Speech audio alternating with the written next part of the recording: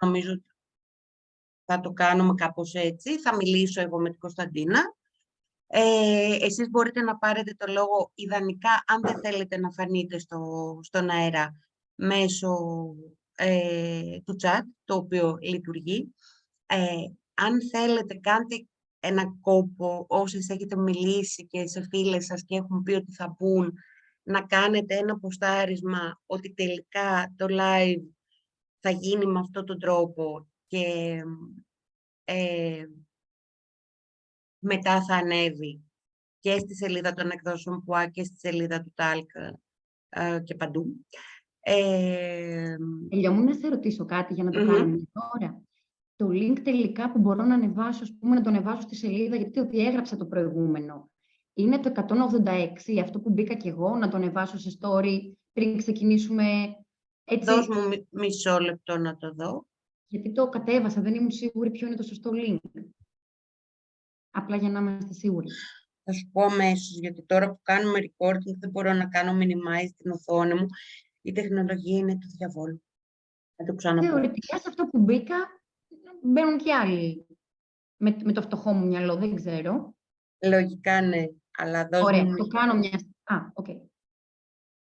Μη σε παιδεύω γι' αυτό. Λοιπόν, τώρα μου κλειδώθηκαν και οι λογαριασμοί στο Facebook και στο Instagram πάρα πολύ ωραία. Κάτι πήγε στραβά. Κάπως στραβά το πήρε. Η Ολίνα μου απαντάει. Ευχαριστώ πάρα πολύ. Σε 186 λέει λίγη. Οπότε ανεβάζω αυτό. Ναι, λίγη σε 186. Εγώ έχω μπλοκαριστεί από το social. Αυτή τη στιγμή δεν ξέρω τι στο καλό έχει γίνει. Τέλος πάντων, το ξεκινάμε. Ένα λεπτάκι να το ανεβάσω. Ναι. Εγώ θα κάνω την εισαγωγή μου. Θα παρακαλούσα την Κωνσταντίνα, την Γεωργία από τις εκδόσεις ΠΟΑ και όποιο άλλο κορίτσι ή και αγόρι, γιατί έχουμε και έναν σκέτο user που δεν ξέρω τι είναι, θα ήθελε να επικοινωνήσει την εκδήλωση, να το ποστάρει στο προφίλ του με αυτό το link. Δεσμευόμαστε ότι ή θα το ανεβάσουμε ή αν όλα πάνε θεόστρεφα θα το επαναλάβουμε. Αλλά ξεκινάμε με μισή ώρα καθυστέρηση, πάρα πολύ άγχος, να πούμε λίγα και καλά πράγματα με αφορμή την Παγκόσμια ημέρα διατροφής και τούτο εδώ το βιβλίο, το οποίο πιστεύω ότι το βλέπετε, και λέγεται «Το παιδί μου δεν τρώει». Είναι του Κάρλος Γκονζάλες, ο οποίος είναι παιδίατρος. Έχει ως υπότιτλο «Πώς να απολαύσει επί την ώρα του φαγητού χωρίς προβλήματα». Και απευθύνεται καταρχάς σε νέους γονείς, αλλά νομίζω απευθύνεται και σε γονείς μεγαλύτερων παιδιών, αλλά και σε ενήλικους που είτε έχουν είτε δεν έχουν παιδιά, καθώς η εξιστόρηση πολλών αφηγήσεων και όλα όσα λέει ο Γκονζάλες μπορεί να μας κάνει να αναθεωρήσουμε τη σχέση μας με το φαγητό προς το καλύτερο. Θα ξεκινήσω λοιπόν, όπως είχα σκοπό να ξεκινήσω στο αν βγαίναμε live, με μία προσωπική ιστορία, η οποία θα δώσει την αφορμή στην Κωνσταντίνα να συνεχίσει και να μιλήσει με αφορμή το βιβλίο. Πριν 14 χρόνια, όταν ο γιος μου ήταν ενώ ήταν ένα φαγανό παιδάκι που έπινε το γάλα του και έτρωγε στην αρχή τα φρούτα του, τα λαχανικά του, τα πάντα, κατά τις οδηγίες της παιδιάτρου.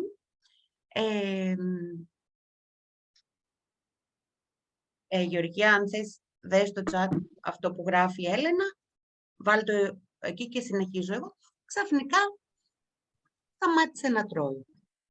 Τι θα πει σταμάτησε να τρώει?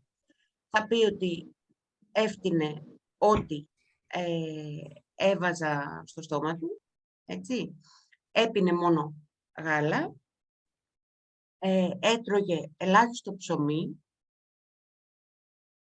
και ίσως και κανένα ζυμαρικό. Σταμάτησε να δοκιμάζει οποιαδήποτε άλλη τροφή, ούτε πατάτα, ούτε καρότου, ούτε κολοκύθι.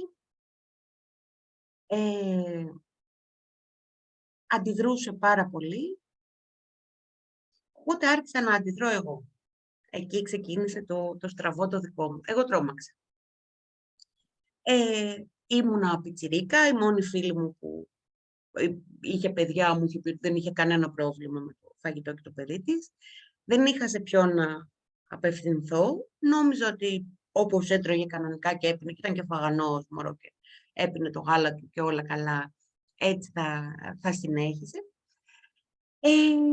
Και αγχώθηκα. Όταν λέμε αγχώθηκα εννοούμε πανικοβλήθηκα. Και άρχισα, αν θυμάμαι καλά, γιατί έτσι έχω και μία λίγο, πάνε και χρόνια, αλλά έχω και μία κακή αίσθηση έτσι, από εκείνη την εποχή. Καταρχάς άρχισα να το πιέζω. Δηλαδή το κλασικό με το κουταλάκι, άνοιξε το στόμα σου να φας. Μη τυχόν και μη νηστικό, μη τυχόν και πολύ γάλα, το οποίο το έπινε, και πολύ στρες από μένα, να δοκιμάζω πάρα πολλά φαγητά, έτρωγε κάνα μακαρόνι, τυρί δεν ήθελε, ίσως έτρωγε λίγο ψωμάκι. Τότε ταυτόχρονα είχαν συμβεί 3 γεγονότα, τα οποία δεν τα είχα αξιολογήσει όπως τους έπρεπε τότε, γιατί όπως είπα δεν υπήρχαν ούτε βιβλία γονεϊκότητας έτσι πιο προχωρημένη στην Ελλάδα, ούτε είχα κάποιο δίκτυο μαμάδων, όπως υπάρχουν τώρα ένα σωρό γκρουπ που μπορούν να είναι πάρα πολύ βοηθητικά.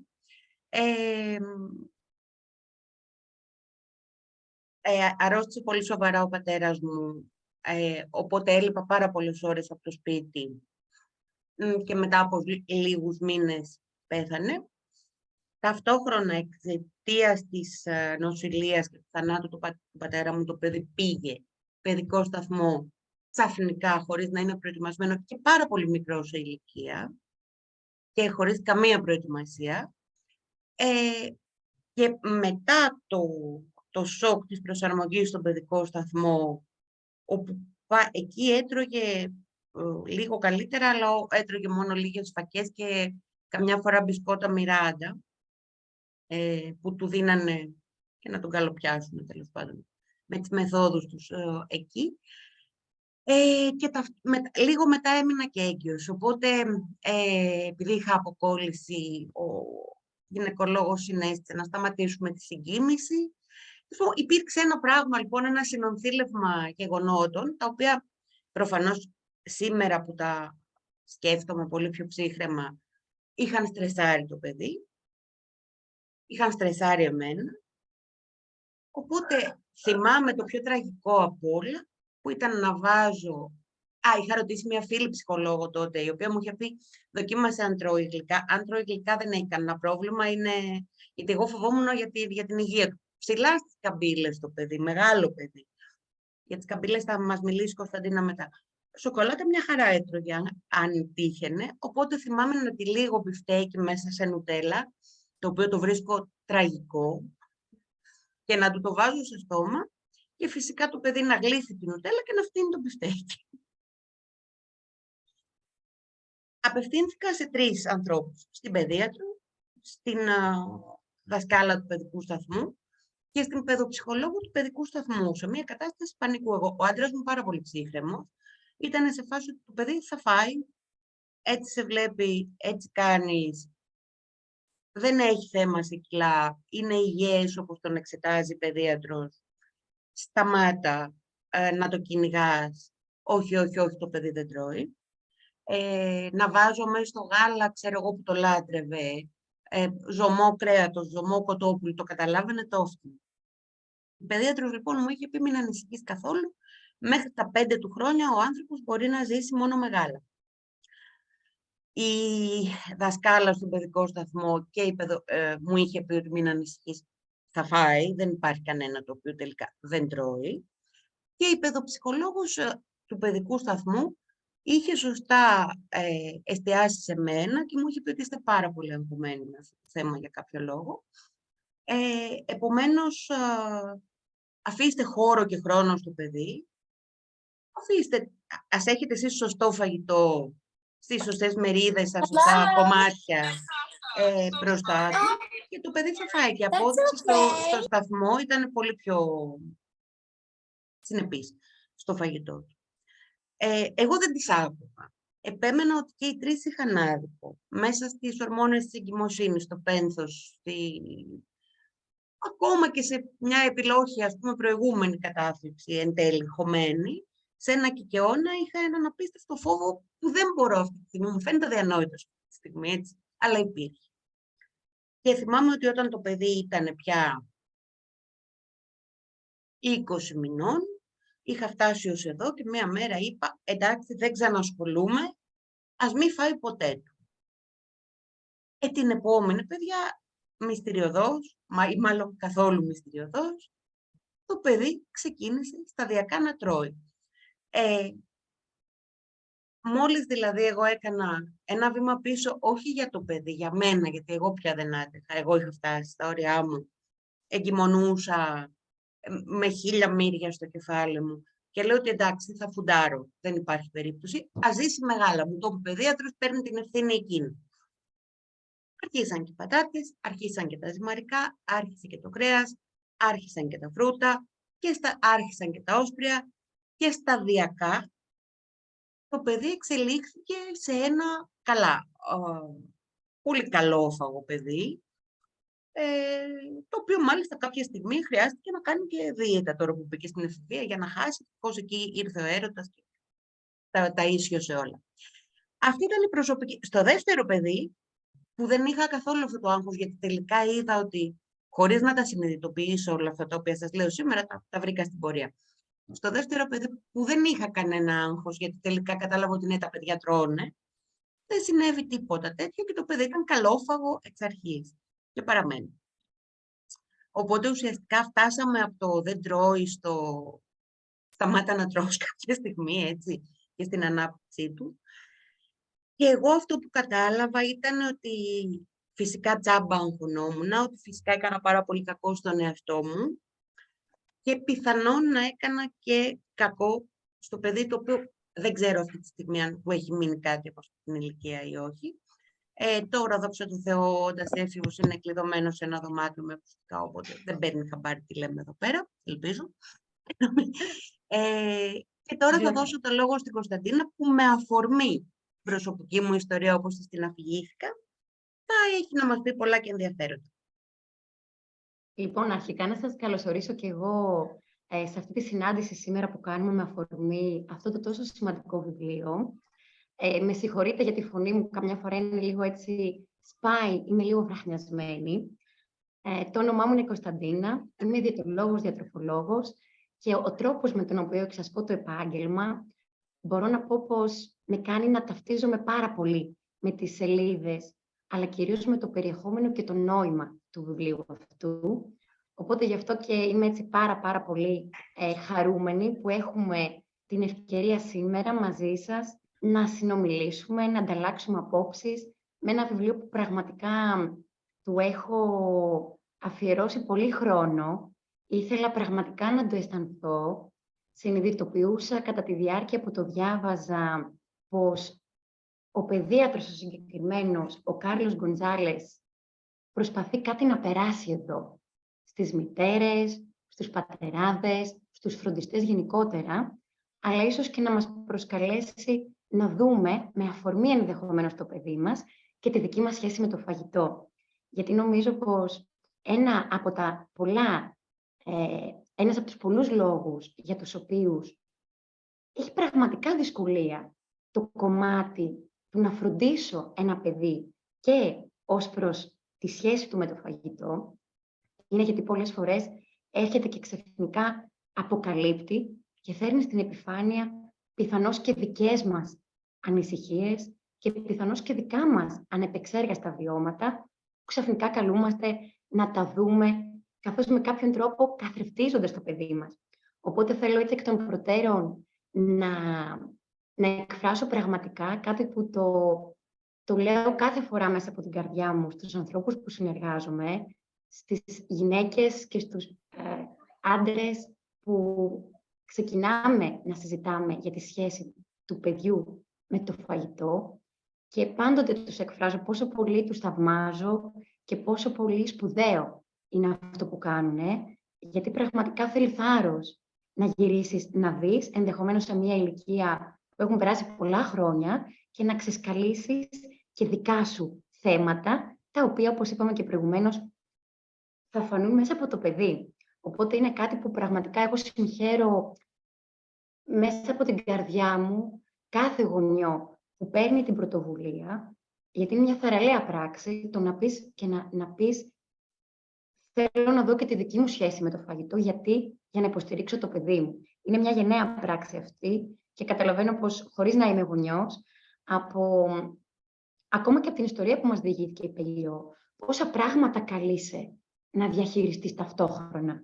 Δεν είναι μόνο το φαγητό, έτσι. Δηλαδή, η σημερινή μας συνάντηση είναι με αφορμή τη σχέση μας με το φαγητό, αλλά ακόμα και σε αυτό που μας περιέγραψε η Πελιό, υπήρχε μέσα πένθος, άγχος, αγωνία και πόσα άλλα που καλείσαι να διαχειριστείς ταυτόχρονα ως γονιός και πόσο μάλλον έτσι μερικές λέξεις κλειδιά που ανέφερε προηγουμένως η Πελιό, δίκτυο υποστήριξης. Έχουμε δίκτυο υποστήριξης να επικοινωνήσουμε. Από ποιους ανθρώπους αποτελείται αυτό το δίκτυο υποστήριξης και κατά πόσο εν τέλει είναι άνθρωποι οι οποίοι είναι εκεί να μας ακούσουν πραγματικά. Γιατί πολλές φορές, ακόμα και διηγώντας μία ιστορία, εν τέλει αναδεικνύεις κατά μία έννοια και το πρόβλημα σε πολλά εισαγωγικά και ταυτόχρονα και τη λύση. Δηλαδή και μόνο που περιγράφεις τι σου συμβαίνει, μέσα στα λόγια σου αναδεικνύεται το πώς προκλήθηκε μια κατάσταση και το πώς εν τέλει μπορώ να τη διαχειριστώ. Έχω σημειώσει πάρα πολλά πράγματα με αφορμή την ιστορία σου, Πελιό. Να κάνω μια διακοπή και να πω εδώ ότι όλα αυτά τα οποία σας είπα δεν τα συνειδητοποίησα μια-δυο μέρες ή ακόμα και 1-2 χρόνια μετά τη λήξη του περιστατικού, ας πούμε, εκείνου που κράτησε περίπου 8-9 μήνες. Όλα αυτά τα συνειδητοποίησα σταδιακά, έπειτα από πολλά χρόνια, αφού άρχισα πια να εργάζομαι και στον χώρο και να διαβάζω και να κυκλοφορούν πλέον βιβλία και να φτιάχνονται πλέον support group και να κάνω και εγώ τη δική μου ενδοσκόπηση και θεραπεία και όλα αυτά που φτάνουν σήμερα, να σας πω εγώ εδώ 15 χρόνια μετά, βγήκαν μέσα από μια πορεία πάρα πολλών ετών. Και πιστεύω ότι θεωρητικά μπορεί να υπάρχουν και άλλα πράγματα τα οποία είναι πιθανόν να βγουν. Και θα είχε και πολύ ενδιαφέρον κάποια στιγμή όταν το παιδί μεγαλώσει κι άλλο και ενηλικιωθεί και μπορεί να συνειδητοποιήσει και εκείνο, θα τα συζητήσω και με εκείνο. Ακούω τι συγκράτησες, Κωνσταντίνα, και τι συμπεράσματα βγάζεις, έτσι. Κοίταξε, σίγουρα δεν είμαι εδώ για να βγάλω συμπεράσματα σε καμία περίπτωση, αλλά είναι πάρα πολύ όμορφα ερεθίσματα. Πάρα πολύ όμορφα ερεθίσματα υπό ποια έννοια? Είναι ανθρώπινα. Είναι 100% ανθρώπινα και 100% φυσιολογικά. Ας μην ξεχνάμε πως το κομμάτι της σύντησης είναι πολύ φορτισμένο. Είναι ένα κομμάτι πολύ βασικό. Είναι ο πρώτος ίσως τρόπος με τον οποίο συνδέεται η μητέρα και το βρέφος τόσο έντονα. Το κομμάτι της σύντησης, με όποιον τρόπο και να γίνεται η σύντηση. Άρα, μόνο και μόνο από αυτό καταλαβαίνουμε πως μιλάμε για μία σχέση, πρώτα απ' όλα, θα ήθελα να μείνω σε αυτή τη λέξη, μιλάμε για μία σχέση που αναπτύσσεται μεταξύ του εκάστοτε φροντιστή και του παιδιού και μιλάμε για μία σχέση η οποία είναι θεμελιώδης και μέσα από την οποία εκφράζεται και η αγάπη και το μιάξιμο και η έγνοια και η φροντίδα του γονιού για την ανάπτυξη του παιδιού. Άρα, υπό αυτό το πρίσμα, θέλω πραγματικά να σας προσκαλέσω να δείτε και να δείξετε στον εαυτό σας, σε περίπτωση που με αφορμή και την ιστορία της Πελιός, βλέπετε και δικά σας, ίσως, «Ωχ, ναι, και εγώ έκανα αυτό παλιά, πω, τι έκανα, άρα για αυτό που είπα πώς να λειτουργήσε». Μόνο και μόνο που πυροδοτούνται μέσα σας και ξεκινά και γίνεται μια τέτοιου τύπου διεργασία, είναι ήδη ωφέλιμη. Με όποιον γονιό συνομιλώ και είναι απέναντί μου και ίσως και με μια διστακτικότητα, ίσως και με μια «Ωχ, τώρα είπα αυτό, τι θα γίνει?» Αυτό που πραγματικά θέλω να πω σε κάθε γονιό είναι, ξέρεις κάτι, και μόνο που το ρωτάς και μόνο που είσαι αυτή τη στιγμή και μπαίνεις στη διαδικασία να δεις και ενδεχομένως να αναθεωρήσεις την προσέγγιση που μέχρι τώρα ακολουθούσες, διότι και εσύ από κάπου την έμαθες και την εφαρμόζεις, όχι απλώς με την καλή σου πρόθεση, με την καλύτερη των προθέσεών σου. Υπό αυτό το πρίσμα, λοιπόν, οτιδήποτε και αν κάνουμε, ακόμα και αυτά τα φαινομενικά περίεργα που περιέγραφε προηγουμένως και η Πελιό, αν καταλάβουμε πόσο έγνη ακρίβει όλο αυτό, πόση αγωνία και πόση αγάπη, τίποτα δεν είναι περίεργο τελικά. Είναι ένα κομμάτι που έχει να κάνει πάρα πολύ με ζήτημα ασφάλειας.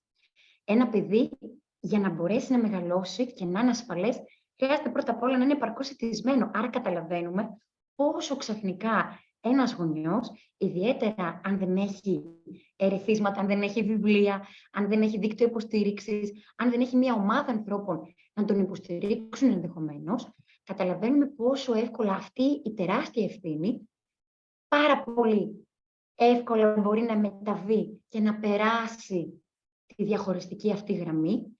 Και ακριβώς γι' αυτό είμαστε σήμερα εδώ. Και αυτό είναι που αναδεικνύει, θεωρώ, και το βιβλίο, μέσα από την κατάθεση πολλών προσωπικών ιστοριών. Θεωρώ ότι είναι εκτός του περιεχομένου του βιβλίου, που για μένα δίνει ένα πλούτο. Δεν δίνει απλά tips. Νομίζω πως έχουμε λίγο κουραστεί από τα tips. 3 πράγματα για να γίνει αυτό, 4 πράγματα για να γίνει το άλλο. Έχουμε χάσει λίγο τη σύνδεση με τον εαυτό μας και έχουμε πλέον, νομίζω, την υπερπληροφόρηση. Που μέσα σε αυτό το κομμάτι φυσικά υπάρχει και η παραπληροφόρηση. Έχουμε δηλαδή πολλές φορές ενημέρωση από μη επιστημονικά έγκυρες πηγές. Ας μην γελιόμαστε, για το κομμάτι του φαγητού, οποιοδήποτε μπορεί να μιλήσει. Και όπως και προηγουμένως ανέφερε και η Πελιό, αυτόματα γίνεται η σύγκριση. «Όχ, της φίλης μου τρώει. Το δικό μου δεν τρώει». Άλλο τότε εκεί μπαίνει μια τεράστια συζήτηση. Τι σημαίνει τρώει και δεν τρώει. Κάτι το οποίο έχει να κάνει σε μεγάλο βαθμό, όπως νομίζω ότι πραγματικά το βιβλίο συνεχώς σε προσκαλεί να το δεις. Τα πάντα είναι σχετικά. Τι σημαίνει δεν τρώει. Μήπως έχει να κάνει με τις δικές σου προσδοκίες. Θα σε διακόψω και θα σου κάνω την πρώτη ερώτηση που την έθεσες ουσιαστικά μόνη σου στον εαυτό σου. Τι σημαίνει δεν τρώει. Δηλαδή πώς ορίζει ο γονιός το ότι το παιδί του δεν τρώει. Ή ότι δεν τρώει, ξέρω εγώ, επαρκώς κατά το γονιό. Ποιο είναι αυτό το επαρκώς? Και είναι δυνατόν όλοι οι άνθρωποι και όλα τα παιδιά να έχουμε ακριβώς τους ίδιους, τον ίδιο χαρακτήρα, την ίδια διατροφική ιδιοσυγκρασία? Νομίζω ότι αυτά τα ερωτήματα είναι πολύ σημαντικό αρχικά να μείνουν μέσα μας ως ερωτήματα. Τι εννοώ? Αντί να είναι, και θα ξανακάνω τη σύνδεση με το βιβλίο, γιατί προσωπικά ως επαγγελματίας υγείας, θα το πω έτσι λίγο όπως μου βγαίνει. Γουστάρω πάρα πολύ ο παιδίατρος που θα μπορούσε κάλλιστα να βγει και να πει «Παιδιά, εγώ είπα τέλος». Η αυθεντία, επίκληση στην αυθεντία. Έχω τα πτυχία μου, έχω την πείρα μου, αφού στο λέω αυτό είναι. Αυτό που νομίζω ότι καλλιεργεί σταθερά και συστηματικά μέσα από τον τρόπο που απαντάει στις μητέρες ο παιδίατρος στο συγκεκριμένο βιβλίο, είναι ότι σε βάζει στη διαδικασία να διερωτηθείς. Και εφόσον διερωτηθείς, το πράγμα ήδη πάει πολύ καλά. Γιατί ξαφνικά γεννιέται το «Ναι, άραγε, με ποια κριτήρια εγώ ακριβώς?» Για να δω. Γιατί για τον κάθε άνθρωπο, πιστεύω, εδώ μέσα που είμαστε και όσοι το παρακολουθήσουν στη συνέχεια, είναι κάτι διαφορετικό. Και έχει και ένα πάρα πολύ ενδιαφέρον περιστατικό. Και νομίζω ότι είναι και αυτό ένα, για μένα, επαναλαμβάνω, ενδιαφέρον στοιχείο, διότι στο συγκεκριμένο βιβλίο έχει επιλέξει να μην κρύβεται πίσω από επιστημονικούς όρους και πολλή επιστημονικολογία που τελικά να κάνει τον αναγνώστη να νιώθει μαγκωμένος και να νιώθει ότι εντάξει, δεν καταλαβαίνω τι μου λέει, απλά πρέπει να υπακούσω. Γιατί καμιά φορά μας βγαίνει και σε εμάς έτσι να θέλουμε να εκφραζόμαστε πομποδός, να λέμε εκείνο, το άλλο, το παράλληλο, και τελικά αυτός που έχουμε απέναντί μας δεν έχει καταλάβει και πολύ τι του λέμε. Οπότε νομίζω ότι η μαγεία είναι εν τέλει να μπορούμε όλη αυτή τη φιλοσοφία που θέλουμε να μεταδώσουμε, να την κάνουμε και λίγο νιανιά. Να βοηθήσουμε το γονιό να καταλάβει πραγματικά εγώ αυτή τη στιγμή τι σου λέω. Και έχει λοιπόν ένα εκπληκτικό παράδειγμα που εμένα προσωπικά μου έχει μείνει. Δηλαδή θεωρώ ότι απαντάει πάρα πολύ μέσα από την ίδια την πράξη το συγκεκριμένο ερώτημα που μου έθεσες. Έχει λοιπόν ένα περιστατικό μέσα στο βιβλίο όπου αφηγείται πως μία φίλη έτσι, πολύ οικογενειακή του παιδιάτρου ρωτάει ένα γονιοδός τον παιδίατρο. «Γιατρέ, τα δικά σου παιδιά τρώνε όλο το φαγητό τους?» Εκείνος απαντάει έτσι πολύ χαλαρά και αυθόρμητα, «Ναι, το τρώνε όλο το φαγητό τους. Εμένα δεν τρώει το φαγητό, δεν το τελειώνει, πάντα αφήνει μπουρμπούρ». Περιγράφει λοιπόν πως κάποια στιγμή βρίσκονται σε διακοπές και χωρίς να πει κάτι, συνειδητοποιεί και βλέπει ότι το παιδί του παιδιάτρου είχε ένα πιατάκι με την ποσότητα που εν τέλει το παιδί κατανάλωνε. Όχι με την ποσότητα που ο γονιός πίστευε ότι θα έπρεπε να τρώει το παιδί.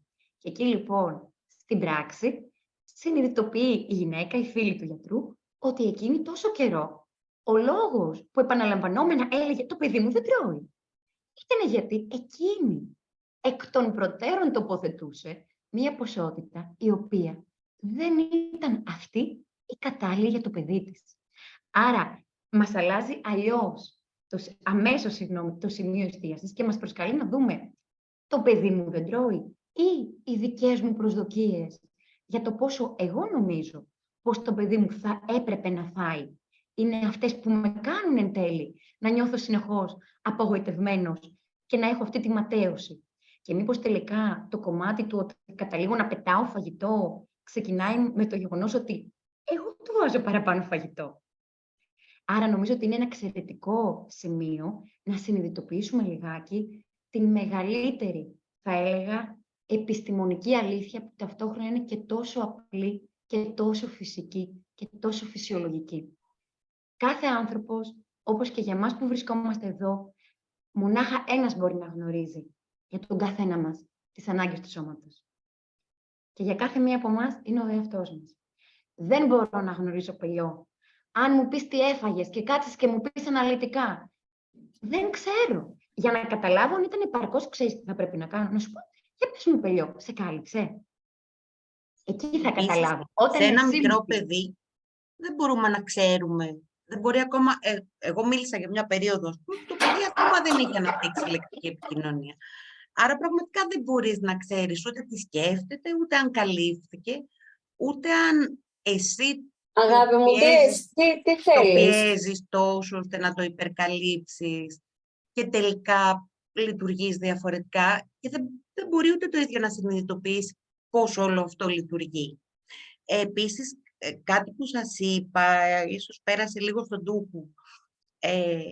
Πρώτα το παιδί άρχισε να τρώει στο σχολείο, όχι εξ αρχής, αλλά πρώτα άρχισε να τρώει με την ομάδα, μέχρι να φτάσει και στο σπίτι να τρώει. Οπότε, το επόμενο στάδιο ερωτημάτων, ας πούμε, και προβληματισμού, σε πιο ήπιο βαθμό βέβαια, ήταν ότι και γιατί τρώει στο σχολείο και δεν τρώει στο σπίτι. Γιατί κάτι κάνω λάθος εγώ πρώτον και γιατί η μιμήση παίζει ρόλο δεύτερον και για 1000 άλλους λόγους που πιθανόν να μην μάθει. Αλλά εγώ θέλω να σε ρωτήσω, Κωνσταντίνα, πριν περάσουμε στην ερώτηση της Καλλιόπης, για όποιος θέλει κάνει τις ερωτήσεις του έτσι στο chat. Επειδή έθεσε σε ένα κομμάτι λιγάκι απλά να το αναφέρουμε, για όποιον άνθρωπο θέλει, υπάρχει πάρα πολύ πηγή πληροφόρηση στο διαδίκτυο. Υπάρχουν μηνύματα με τα οποία ακόμα και το παιδί που μόλις γεννήθηκε εκφράζει και την πείνα του και τον κορεσμό του. Αρκεί να φανταστούμε και να φέρουμε σαν εικόνα, εγώ πραγματικά είναι κάτι το οποίο το έχω αντικρίσει, παρά το γεγονός πως δεν είμαι γονιός, πάρα πολλές φορές ασυναίσθητα παρατηρώ και το βλέπω. Δηλαδή, είναι κάποια πράγματα πολύ ενστικτόδικα και χρειάζεται να τα εμπιστευτούμε. Όλο αυτό ξεκινάει και θα επιμείνω λίγο σε αυτό το κομμάτι, γιατί πραγματικά πολλά πράγματα ξεκλειδώνονται και ξεκινάνε από εκεί. Από το αν αντιληφθώ πραγματικά ότι το παιδί μου ξέρει. Η δική μου δουλειά ως γονιός είναι να του προσφέρω, το συνδέω και λίγο με την απάντηση της Καλλιόπης που θα δούμε μετά. Η δική μου δουλειά ως γονιός, λοιπόν, χρειάζεται να καταλάβω εκ των προτέρων ποια είναι η δική μου αρμοδιότητα. Πού ξεκινάει, αλλά και πού τελειώνει. Αυτό. Λοιπόν, άρα, η δική μου αρμοδιότητα είναι να προσφέρω ποικιλία τροφίμων. Τώρα, το με ποιον τρόπο, με ποιο ρυθμό, σε ποια ποσότητα, με ποια σειρά, σε ποια ποσότητα, από εκεί και ύστερα, μπουμ, είναι το σώμα του παιδιού μου. Άρα, λοιπόν, όσο πιο βαθιά εσωτερικεύσω μέσα μου και πιστέψω βαθιά και συνειδητοποιήσω ότι το παιδί μου είναι εκείνο που γνωρίζει πραγματικά τις ανάγκες του σώματός του αυτή τη στιγμή, εγώ είμαι εδώ να του προσφέρω ό,τι καλύτερο μπορώ με τις γνώσεις που έχω, εκεί ξαφνικά ανοίγεται ένα άλλο τεράστιο πλαίσιο δυνατοτήτων. Τι ακούω και βλέπω το παιδί μου. Όσο είμαι στην πρεμούρα, είμαι έτσι. Έχω πάρα πολλές φορές δει σκηνικά να είναι το παιδί στην παραλία να παίζει, να γυρνάει για λίγο το πρόσωπο και να του έρχεται ένα τέτοιο. Αυτό, αν ας πούμε η μαμά αναγνωρίσει ότι ξέρεις κάτι, για να έχει σηκωθεί το παιδί μου και να παίζει, αυτό είναι μια ένδειξη ότι έχει κορεσμό. Ένα παιδί το οποίο πεινάει, δεν μπαίνει στη διαδικασία να σηκωθεί και να παίξει και να έχει κάνει άλλα πράγματα. Άρα, όταν είναι το παιδί είναι έτσι και κατά τύχη γυρνάει το στόμα και του έρχεται ένα κουτάλι από το πουθενά, εκεί δεν είναι ότι το παιδί δεν μου το επικοινώνησε. Όχι, εκεί είναι να καταλάβω λίγο ότι ας ακούσω, ας δω. Και υπάρχουν πολύ υλικό και για το responsive feeding, δηλαδή την σύντηση που ανταποκρίνεται στις ανάγκες του παιδιού. Είναι επένδυση, είναι ένα δώρο αυτό. Και εκεί μπορώ να εξοικειωθώ και με τα μηνύματα πείνας που το παιδί δείχνει ότι θέλει να φάει. Αρχίζει, δείχνει, κοιτάζει το φαγητό. Όταν αρχίζει και κοιτάει αλλού και βαριέται και το πετάει και οτιδήποτε, σιγά σιγά το χτίζω. Χτίζω τη σχέση που είπαμε με το να παρατηρώ το παιδί μου και τα μηνύματά του. Να κάνω εδώ μια παρέμβαση και να πω ότι αυτά πότε κανείς παιδίατρος νομίζω δεν μας τα είπε ή ελάχιστοι παιδίατροι τα λένε. Αυτό το οποίο λένε συνήθως είναι τα πόσα ml γάλακτος πρέπει να πιει ή μπαίνει και κόσμος. Ή τη σειρά των τροφών ή τέλος πάντων τον έλεγχο κάποιων αλλεργιών, τα οποία σύμφωνοι έχουν προφανώς κάποια βάση, αλλά επιμένω ότι δεν είναι εξατομικευμένα. Εγώ θέλω να ρωτήσω το εξής. Δεν περιμένω απάντηση αυθεντίας, γιατί και εσύ ίδια το είπες ότι κανείς μας δεν είναι αυθεντία, συζήτηση κάνουμε και τροφή για σκέψη προσφέρουμε. Γιατί έχουμε τελικά οι γονείς αυτό το άγχος για το αν θα φάει? Δηλαδή, αν ψάξετε στο ίντερνετ, θα δείτε άπειρα άρθρα, το παιδί μου δεν τρώει, τι να κάνω. Το ένα είναι το δεν τρώει και μετά είναι το δεν τρώει φρούτα και λαχανικά, έτσι, και τρώει παντός είδους σαβούρα. Είναι η δεύτερη ερώτηση. Γιατί αυτό το άγχος μας? Για μένα, καταρχάς θα μείνω λίγο τώρα, παίρνω πάσα για άλλο πράγμα, απλά νιώθω ότι μιας και είμαστε τώρα ενδεχομένως και με γονείς, ή και όχι μόνο, αυτό που σου είπαμε πολλές φορές, συζητάμε για ένα παιδί και τελικά βοηθόμαστε οι ίδιοι, θα βάλω ένα μικρό αστερίσκο και στο κομμάτι του πώς εκφραζόμαστε για τα τρόφιμα. Θεωρώ ότι έχει πάρα πολύ μεγάλη σημασία και επειδή τα παιδιά κάποια στιγμή θα μεγαλώσουν, είναι σημαντικό, όποια ηλικία και αν είναι το παιδί σας, από όσο νωρίτερα γίνεται, να υιοθετηθεί ένας τρόπος έκφρασης ουδέτερος για τα τρόφιμα, αποκαλούμε τα τρόφιμα με το όνομά τους και αποφεύγουμε τις κατηγοριοποιήσεις. Διότι πάρα πολύ εύκολα είναι, για πλάκα, έτσι εύκολο, όσο εγώ περνάω από την πίεση και σιγά σιγά στο παιδί μου να ακούει αυτό δεν κάνει, το άλλο δεν πρέπει, αυτό απαγορεύεται, αυτό είναι βλακεία, αυτό είναι χαζομάρα. Εκεί αυτά τα δύο σε συνδυασμό κάνουν ένα εκρηκτικό μίξ που θα έλεγα ότι είναι και από τα πιο συνηθισμένα που συναντώ πλέον και στους ενήλικες, οι οποίοι ανατρέχουν πίσω στις παιδικές μνήμες και σοκαρισμένοι συνειδητοποιούν τι αντικρουόμενα μηνύματα εξέλαβαν. Από τη μία με πιέζαν, από την άλλη με απαγορεύαν. Μετά κάποια στιγμή μου σχολίασαν τα κιλά. Όλο αυτό ξεκινάει εκ των προτέρων από μια διαστρεβλωμένη στάση. Η οποία διαστρεβλωμένη στάση είναι πως νομίζω ότι έχω το δικαίωμα να σχολιάζω τις διατροφικές επιλογές του παιδιού μου και γενικότερα των άλλων ανθρώπων και να τις κρίνω και να τις αξιολογώ. Άρα, γι' αυτό επιμένω στο κομμάτι της φιλοσοφίας.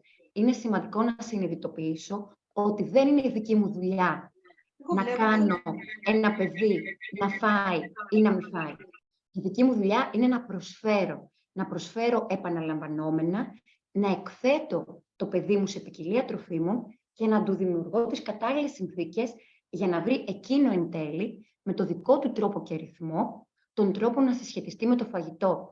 Διότι όσο έλλειψη σεβασμού των ορίων του σώματος είναι το να σου λέω να φας, άλλο τόσο είναι και το να σου πω κάποια στιγμή το να μην φας. Ξεκινάει από την ίδια ρίζα. Από τη ρίζα του ότι παρεμβαίνω και επεμβαίνω στην αυτονομία του σώματός σου. Διαβρώνω τη σχέση εμπιστοσύνης με το σώμα σου. Αυτό που πραγματικά έχει να κάνει ένας γονιός, στην πραγματικότητα, είναι το να διατηρήσει όσο περισσότερο και καλύτερα μπορεί, ανέπαφη την ικανότητα με την οποία κάθε ένας από εμάς έχει γεννηθεί. Έχουμε γεννηθεί με έμφυτη την ικανότητα να ακούμε το σώμα μας. Οι εξωτερικοί παράγοντες είναι αυτοί που μας αποσυνδέουν και πολλές φορές και οι ενήλικες πλέον που εγώ συνεργάζομαι και μιλώντας μαζί τους, βλέπω τα παιδικά τους μάτια καθώς μου αφηγούνται. Μέχρι την ηλικία των 5 πιεζόντουσαν και μετά την ηλικία των 7 έπρεπε να φάνε λιγότερο. Και τα δύο προέρχονται από την ίδια διαστρεβλωμένη πεποίθηση ότι κάποιος άλλος ξέρει. Είναι, νομίζω, χρέος των επιστημόνων υγείας να διαδώσουμε το μήνυμα, να προστατεύσουμε τα παιδιά από αυτή τη διάβρωση.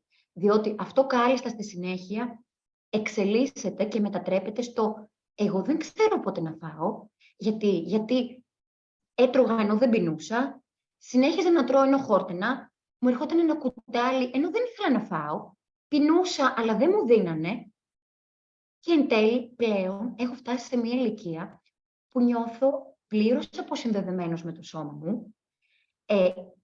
Μου λες για μηνύματα κορισμού και δεν καταλαβαίνω καν τι μου λες. Μα πώς να καταλαβαίνω, εφόσον τόσο καιρό έπρεπε να τρώω άλλη μια μπουκίτσα για να ευχαριστήσω κάποιον που το μαγείρεψε ή κουράστηκε, ή για να καθαρίσω το πιάτο να μην μείνει, να μην το πετάξουμε. Οπότε, πώς εγώ τελικά στην ηλικία των 15, 16 ή 30, 40, θα σου πω ναι, τι είναι αυτό που μου λες, να ακούσω το σώμα μου. Και εκεί είναι που ξυπνάνε οι μνήμες και ξυπνάνε οι αναμνήσεις με το «Α, ναι, μου είχαν πει να μην αφήνω την τελευταία μπουκιά». Μου είχαν Γιατί πει... δεν θα σε θέλει πεθεράς. Αυτό μπορεί να είναι και καλό να το χρησιμοποιήσουμε. Λοιπόν, αστιάκι. Αλλά πολλές φορές αυτό που ήθελα να πω και να το έτσι νιώθω χρέος, ειλικρινά χρέος ως διαιτολόγος, να εφιστήσω την προσοχή όσο μπορώ σε γονείς να προστατεύσουμε τα παιδιά από την κουλτούρα της δίαιτας. Διότι μπορεί να ξεκινήσει ένας αγώνας άνισος από μικρή ηλικία. Ένας αγώνας που τελικά δεν έχει καμία σχέση με την υγεία στην πραγματικότητα. Είναι υπό το πρόσχημα, υπό την πρόφαση της υγείας. Δεν μιλάμε πραγματικά για υγιεινή διατροφή. Όσο περισσότερο ένα παιδί και όσο σε μικρότερη ηλικία μπει σε διαδικασία δίαιτας, τόσο πιο πολύ το βλέπουμε πως διαταράσσεται η σχέση με το φαγητό. Και θέλω πραγματικά να το τονίσω αυτό. Δεν διαταράσσεται μόνο η σχέση με το φαγητό. Η σχέση με το φαγητό είναι αλληλένδετη με τη ζωή μας. Διαταράσσεται η ποιότητα της ζωής μας. Διαταράσσεται η βιολογία του σώματος, η κοινωνική ζωή, η αυτοεκτίμηση του παιδιού. Και αυτά τα δύο μπορεί αρχικά να ακούγονται άκυρα, να λέτε τώρα από πού προέκυψες να μιλάς για κουλτούρα δίαιτας, ενώ μιλάμε για το παιδί μου δεν τρώει. Δεν είναι ασύνδετα. Ξεκινάνε από το ότι αν εγώ επαναλαμβανόμενα, σαν παιδάκι, έλα Κωνσταντίνα, φάει λίγο ακόμα. Μα δεν έφαγες από αυτό. Και θέλω να τονίσω πραγματικά σε αυτό το σημείο το ότι τα κάνω όλα αυτά έτσι λίγο θεατρινίστικα. Τα κάνω για να καταλάβουμε πώς ασκείται η πίεση. Όχι για να με κάποιον τρόπο να τα κρίνω. Είμαστε εδώ με όλη την αγάπη. Είναι φτιαγμένο και το βιβλίο με αγάπη και εμείς εδώ είμαστε με αγάπη για να βοηθήσουμε τα παιδιά. και να καταλάβουμε, να αποκτήσουμε επίγνωση. Για μένα αυτή είναι η λέξη κλειδί. Να αποκτήσουμε λίγο επίγνωση.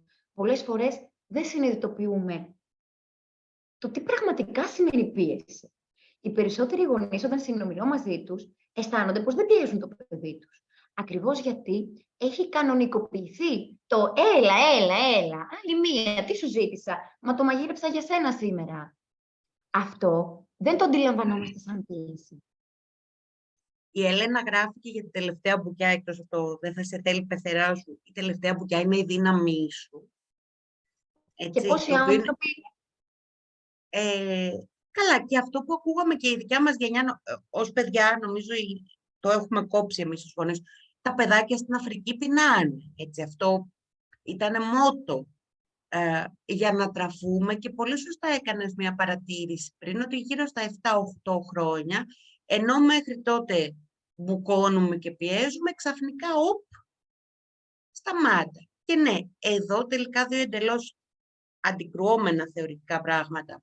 Το παιδί που δεν τρώει μέχρι τα 5-6 χρόνια, το κακόφαγο, το λιγόφαγο, και θα έρθουμε και στην ερώτηση της Καλλιόπης σε λίγο,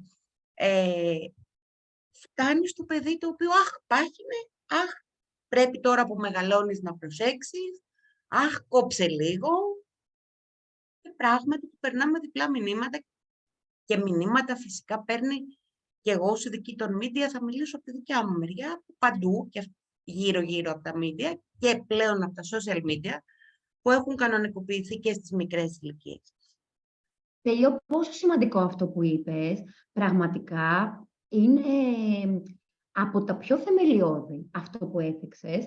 Παλιότερα, όπως ανέφερες και εσύ προηγουμένως, δεν υπήρχε ενδεχομένως καθόλου ενημέρωση. Πλέον έχουμε περάσει στο άλλο άκρο. Είμαστε συνεχώς εκτεθειμένοι, βλέπουμε συνεχώς τι τρώει κάποιος. Έτσι, δεν είναι μόνο ότι η πληροφορία είναι από παντού και πολλές φορές πηγάζει από ανθρώπους που δεν έχουν καμία σχέση με τη διατροφή. Και ο καθένας πλέον μιλάει για τη διατροφή, έτσι, δηλαδή όποια ειδικότητα κι αν έχει ή καμία ειδικότητα μιλάει για τη διατροφή. Είναι πολύ ευαίσθητα θέματα. Χρειάζεται λίγο να κατανοήσουμε ότι είναι ένα σοβαρό θέμα το κομμάτι της συζήτησης και θέλει πάρα πολύ προσοχή για το πώς τοποθετούμε δημόσια, τον λόγο που χρησιμοποιώ και τα μηνύματα που περνάω. Και πραγματικά είναι και ένα, θα έλεγα, trend, το να ανεβάζουμε και το τι τρώμε, τι φάγαμε, τι μαγείρεψα στο παιδί μου, τι δεν μαγείρεψα. Και ασυναίσθητα πολλές φορές, λοιπόν, γίνεται αυτόματα η σύγκριση. Αυτόματα μια σύγκριση η οποία και ξεκινάει από μια και πάλι διαστρεβλωμένη πεποίθηση, το να συγκρίνω δύο διαφορετικά παιδιά είναι εκ των προτέρων άτομο, είναι άλλος άνθρωπος. Εκεί ξεκινάει και εκεί τελειώνει. Τόσο απλά. Χρειάζεται αυτό να καταλάβουμε. Είναι ο ίδιος άνθρωπος? Όχι. Ωραία τότε. Άρα δεν έχει καμία σχέση με εμάς. Είναι τόσο απλό όσο το παρουσιάζω. Δεν το απλοποιώ. Ακριβώς επειδή είναι σύνθετο, ξεκινάει και τελειώνει εκεί η συζήτηση. Πρόκειται για άλλο παιδί? Οκ. Άρα δεν υπάρχει καμία σύγκριση. Πρόκειται για άλλο παιδί. Full stop. Τελεία. Πολλές φορές, λοιπόν, δημιουργείται και η σύγκριση. Και εγώ θα έβαζα και εδώ και ένα κομμάτι λίγο διαφορετικό από τα πλαίσια της σημερινής συζήτησης, αλλά μπορεί να μπει καμιά φορά και η σύγκριση. Εγώ δεν τα φτιάχνω τόσο super duper όσο η τάδε blogger και influencer. Για το παιδί μου δίνω ένα απλό, φτωχό φρούτο ή ένα γιαούρτι με μέλι. Δεν του έκανα τον ουρανό με τα άστρα. Και θέλω να το πω σε αυτό, γιατί πραγματικά κάνουμε πολλές φορές με καλή πρόθεση τα απλά, πολύ πιο περίπλοκα και γεμίζουμε τους εαυτούς μας με πολύ παραπάνω. Ο μέσος γονιός τώρα έχει να συνδυάσει 15.455 πράγματα ταυτόχρονα. Πόσο εφικτό και ρεαλιστικό είναι αυτό? Και κάπου εκεί χάνεσαι και κάπου εκεί αγχώνεσαι στην προσπάθειά σου να κάνεις τα πάντα τέλεια. Έχεις χάσει την ουσία και το νόημα, έχει φύγει το παιδί από το πλάνο, έχει μπει πιο πολύ το κομμάτι του Παναγιά μου, πρέπει να μαγειρέψω αυτό και να το κάνω και έτσι και να το κάνω και αλλιώς. Παιδιά, τα παιδιά χρειάζονται σύνδεση με το γονιό, αποδοχή, σεβασμό στις ανάγκες Και αυτό είναι το μεγαλύτερο δώρο. Αν από εκεί και ύστερα γουστάρετε, θέλετε να πειραματιστείτε και να κάνετε ό,τι επιθυμείτε εσείς, κάντε το. Αλλά δεν εξαρτάται και δεν κρίνεται από εκεί. Είναι πολύ Με άλλα σημαντικό. λόγια, δεν θα φάει το παιδί τα λαχανικά αν τα φτιάξει σε σπιτάκι με κήπο και δεντράκια. Έτσι αυτό είναι σε ένα δεύτερο επίπεδο που μπορεί να ικανοποιεί εσένα. Όμως εδώ τώρα θα επιμείνω στην ερώτηση, Καλλιόπη, πού την αποφεύγεις? Δεν την αποφεύγω, απαντάω στις καινούργιες που μου Το τοποθετείς. έχω ρωτήσει κι εγώ.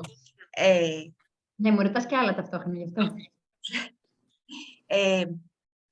Τι κάνουμε όταν πράγματι το παιδί μας δεν τρώει κάποια ομάδα τροφών ή ποικιλία τροφών.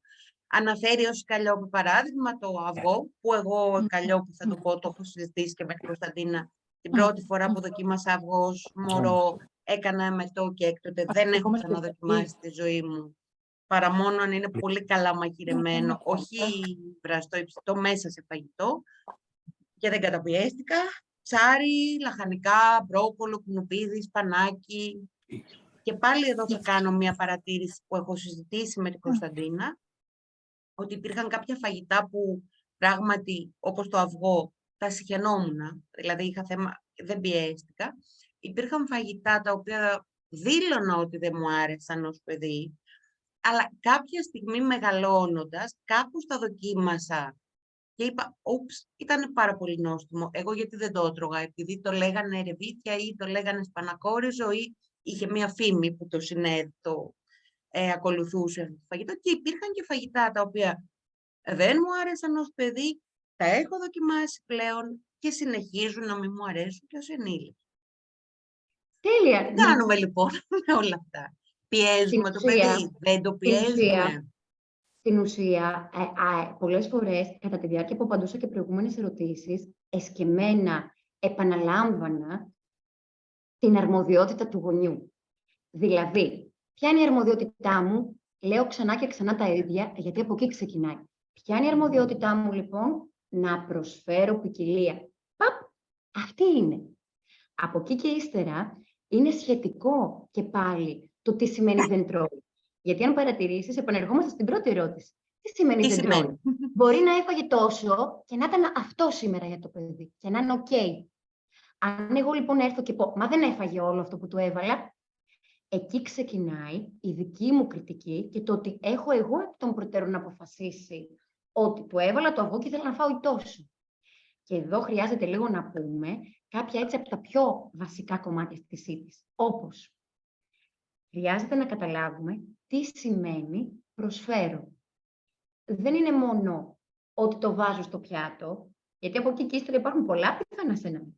Υπάρχει το πιθανό σενάριο, έλα βρε παιδί μου, φάει και από αυτό, όχι μόνο πατάτες, είναι και αυτό από δίπλα. Δεν θα δοκιμάσεις και λίγο, έλα σε παρακαλώ, έφαγες μόνο από το άλλο.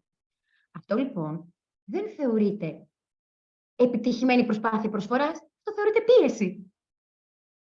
Άρα το προσφέρω σημαίνει το τοποθετώ στο πιάτο, ενδεχομένως είναι ένα τρόφιμο καινούργιο για το παιδί μου, το σπανάκι, το μπρόκολο, το κουνουπίδι. Οκ. Δεν χρειάζεται να μονοπολεί μόνο αυτό το πιάτο και το παιδί μου ξαφνικά από εκεί που δεν τρώει κάτι να δει μόνο μπρόκολο. Σκέφτείτε κι εσείς να σας είχαν καλέσει κάπου και να σας είχαν μόνο ένα φαγητό που δεν σου αρέσει ή δεν το έχεις δοκιμάσει. Ή, πιο σωστά, δεν έχεις εξοικειωθεί με αυτό. Άρα αυτό είναι που ο γονιός προσπαθεί να κάνει. Το να σου προσφέρει τις ευκαιρίες επαναλαμβανόμενα, να εξοικειωθείς, να το γνωρίσεις. Μπορείς στην αρχή απλά να το δεις. Αν εγώ εκεί έρθω λοιπόν πελιό και πω «Α, δεν το έφαγε, τι να κάνω?» Μέσα στη διαδικασία.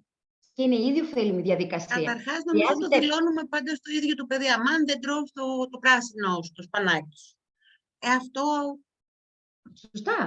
Σωστά. Δηλαδή, δείχνουμε τη δυσαρέσκειά μας. Και στο μωρό ακόμα. Ακριβώς. Και πώς αυτό μπορεί...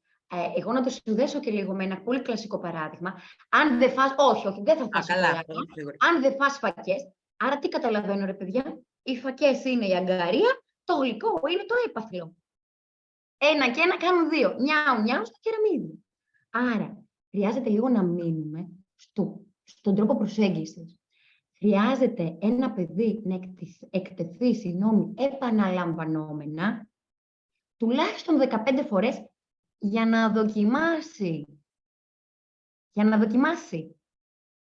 Πόσοι από εμάς, από εσάς, έχουμε δώσει πραγματικά την ευκαιρία στο παιδί και όπως είπαμε, προσφέρω, χωρίς να στολίζω μετά το παιδί και το παιδί να λέει όχι ρε φίλε, τώρα την πατήσαμε, μιλάμε, είδα τον μπρόκολο και τι ακούω για μια ώρα. Άρα, πολλές φορές εν τέλει, το γεγονός ότι ένα παιδί μπορεί να δείχνει μία αντίσταση, έχει να κάνει ακριβώς και με το πώς το διαχειριζόμαστε. Και σε τελική ανάλυση, το ένα παιδί να μην καταναλώνει κουνουπίδι, να μην θέλει, να μην του αρέσει, αλλά να καταναλώνει άλλους εκπροσώπους από την ίδια ομάδα τροφίμων, είναι δικαίωμά του. Είναι δικαίωμά του. Και σε εμάς πιστεύω ότι υπάρχουν κάποια που μπορεί να λέμε πολύ φυσιολογικά ότι ξέρεις κάτι. Εμένα δεν μου αρέσει το τάδε από τη συγκεκριμένη ομάδα τροφίμων. Και it's okay. Δεν χρειάζεται να μας αρέσουν όλοι οι εκπρόσωποι από όλες τις ομάδες τροφίμων. Δεν πρόκειται να πάθουμε κάτι. Ευχαριστώ πολύ για την ερώτηση. Θα ήταν το επόμενο που θα ρώταγα κι εγώ, γιατί το έχουμε συζητήσει και τις προάλλες. Τι κάνουμε λοιπόν, μαγειρεύουμε άλλο φαγητό ή αφήνουμε? Και λέμε σήμερα έχουμε μπρόκολο, σπανακόριζο ή κάτι άλλο το οποίο τα παιδιά θεωρούν μπλιαχτσάρικο. Και αυτό έχεις, αυτό θα φας. Εγώ δεν το έχω λύσει ακόμα αυτό. Ευτυχώς τότε που κάνουμε τη συζήτηση. Τέλεια λοιπόν, Καλλιόπη, ευχαριστώ πάρα πολύ για αυτή την υπενθύμηση θα έλεγα. Δεν θα το έλεγα αυτό, ήταν πολύ βασικό. Λοιπόν, είναι πολύ σημαντικό εδώ και πάλι, βλέπετε ότι επαναλαμβάνω επανειλημμένα τα ίδια, γιατί νομίζω ότι χρειάζεται λίγο να δώσουμε βάση στη φιλοσοφία. Άρα ξεκινάμε από το ότι τα πάντα είναι ο τρόπος προσέγγισης. Το πώς μιλάμε, το πώς εκφραζόμαστε, αυτό που περνάει στο παιδί σαν μήνυμα. Άρα, είναι τελείως διαφορετικό να πω «Άκου να δεις, εγώ αυτό έφτιαξα σήμερα και άμα σου αρέσει, δεν με νοιάζει». Okay. Και είναι τελείως διαφορετικό να δείχνουμε σεβασμό στο ότι «Αγάπη μου, σήμερα αυτό έχουμε μαγειρέψει, πες μου όμως, τι είναι αυτό το οποίο θα ήθελες, ας πούμε, για να το κάνουμε σε 2 μέρες, να το κάνουμε την Τρίτη, να το κάνουμε αύριο το βράδυ». Να έχουμε λοιπόν, το λέω αυτό σαν μια πολύ πολύ σημαντική προσέγγιση, ακόμα και όταν αρνούμαστε, απαντάμε θετικά. Ακούμε το παιδί. Και γιατί άλλωστε να μην το ακούσουμε, γιατί να μην σεβαστούμε τις επιθυμίες του. Αλλά ταυτόχρονα, κάνοντας σαφές ότι ξέρεις κάτι, σήμερα αυτό είναι το γεύμα μας. Και εκεί έρχεται λίγο που κολλάει αυτό που είπα και πριν. Αν ένα παιδί δεν έχει ποτέ του καταναλώσει ξανά το σπανακόριζο που ανέφερε προηγουμένως η Πελιό, αλλά εγώ γνωρίζω ότι με το μπιφτεκάκι θα πάει μια χαρά. Γιατί όχι, αν μπορώ, να κουμαντάρω λίγο έτσι τα γεύματά μου, τη μέρα που έχω μπιφτέκι να φτιάξω λίγο παραπάνω και τσουπ μαζί με το πιάτο και το σπανακόριζο δίπλα και το μπιφτέκι και να φροντίσω ότι εκείνη τη μέρα, ας πούμε, για παράδειγμα, ξέρω ότι τρώει ντομάτα και αγκούρι το παιδί μου ευχάριστα ή μόνο το αγκούρι ή μόνο την ντομάτα, δεν έχει σημασία. Ας κάνω και τη σαλάτα που ξέρω ότι καταναλώνει. Ώστε ουσιαστικά να μην έρχεται σε ένα τραπέζι και τελικά βλέπει μόνο επιλογές. Δεν έχει γνωρίσει. Διότι αυτό, δείτε το λίγο και από μια άλλη οπτική. Σας προσκαλώ να το δούμε και λίγο από μια άλλη οπτική. Από την οπτική του ότι όταν εγώ κάθομαι και με τα ματάκια μου κοιτάω και είναι όλα άγνωστα, αυτό μου δημιουργεί ένα άγχος. Άρα μπαίνω, ξεκινάω αγχωμένη. Πώς αυτό λοιπόν να μου επιτρέψει να συνδεθώ με την τροφή και να εξοικειωθώ μαζί της? Γνωρίζουμε πως το οξύ στρες, δηλαδή το να αγχωθώ εγώ τώρα, συνήθως έχει ως αποτέλεσμα να μειωθεί και η όρεξη. Άρα πολλές φορές το γεγονός ότι τα παιδιά φτάνουν στο τραπέζι και δεν μπορούν να φάνε και μπορούν να πεινάνε άλλες στιγμές, έχει να κάνει με το ότι το τραπέζι ίσως τους δημιουργεί άγχος. Κάτι γίνεται την ώρα του φαγητού που τα κλειδώνει και βιολογικά ακόμη. Βιολογικά καταπιέζεται το αίσθημα της πείνας και εκρίνονται ανορεξιογόνες ορμόνες λόγω στρες.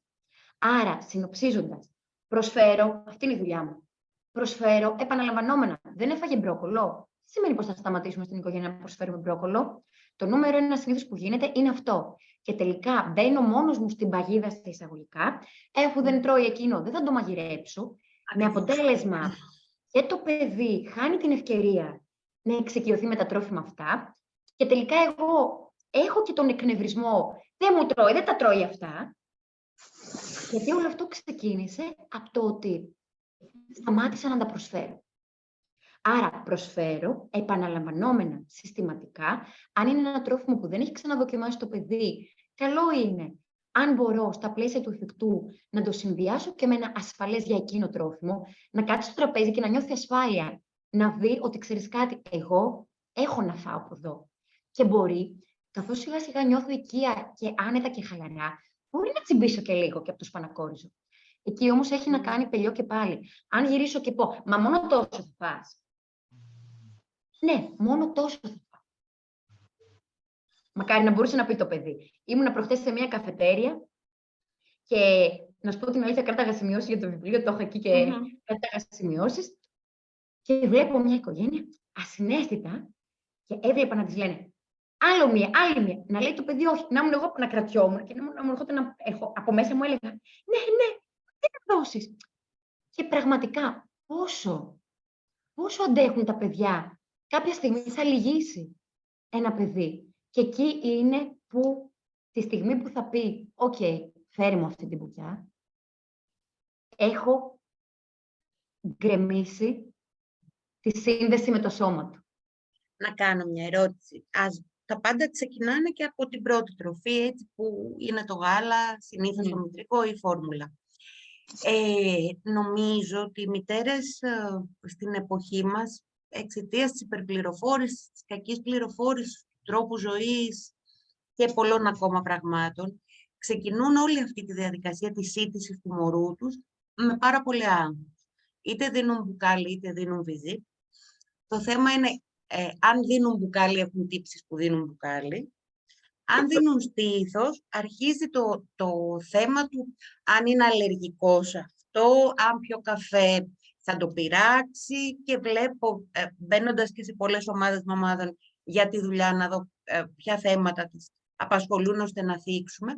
Είναι μεγάλο πρόβλημα για τις νέες μαμάδες που θυλάζουν και η δική τους διατροφή, που τους δημιουργεί πάρα πολύ μεγάλο άγχος και πάρα πολλές φορές βλέπουν αντιδράσεις στο μωρό όταν έχουν καταναλώσει κάτι που εν τέλει, μετά από όλα όσα είπαμε και διάβασα, δεν ξέρω καν αν είναι αληθινές ή αν το φαντάζονται, ή αν κάποιος κάτι μου είπε εμένα η φίλη μου ότι ο καφές αυτό, ή ξέρω εγώ αν πιεις καφέ να αδειάσεις το στήθος σου και να ξαναγεμίσει μετά πριν ταΐσεις το μωρό, γιατί τελείως δεν θα κοιμάται το μωρό. Και τέλος πάντων όλο αυτό το πράγμα της σύντησης ξεκινάει ουσιαστικά από την πρώτη μέρα του μαευτηρίου. Ακόμα και από την εγκυμοσύνη και το τι θα φάει η εγκυμονούσα. Και το τι επιτρέπεται ή δεν επιτρέπεται, ή τι θα ήταν καλό ή τι δεν θα ήταν.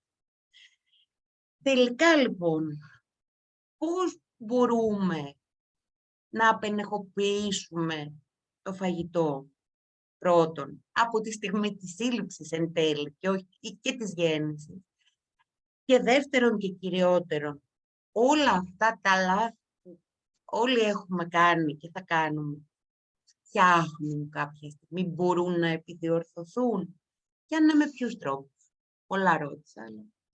Κοίταξε, δεν είμαι 100% σίγουρη πώς ακριβώς εννοείς την απενεχοποίηση στο κομμάτι του φαγητού. Εγώ αυτό που, έτσι όπως το μετέφρασα τέλος πάντων τώρα, γιατί το κομμάτι της απενεχοποίησης σε μένα με πάει σε πολλά. Με πάει σε πολλά, γιατί το φαγητό είναι ένα σύνθετο θέμα. Είναι ένα με θέμα σύνθετο τρόπο το εννοώ και εγώ. Με ό,τι έβαλε στο μυαλό σου, με κάθε έννοια το εννοώ και εγώ.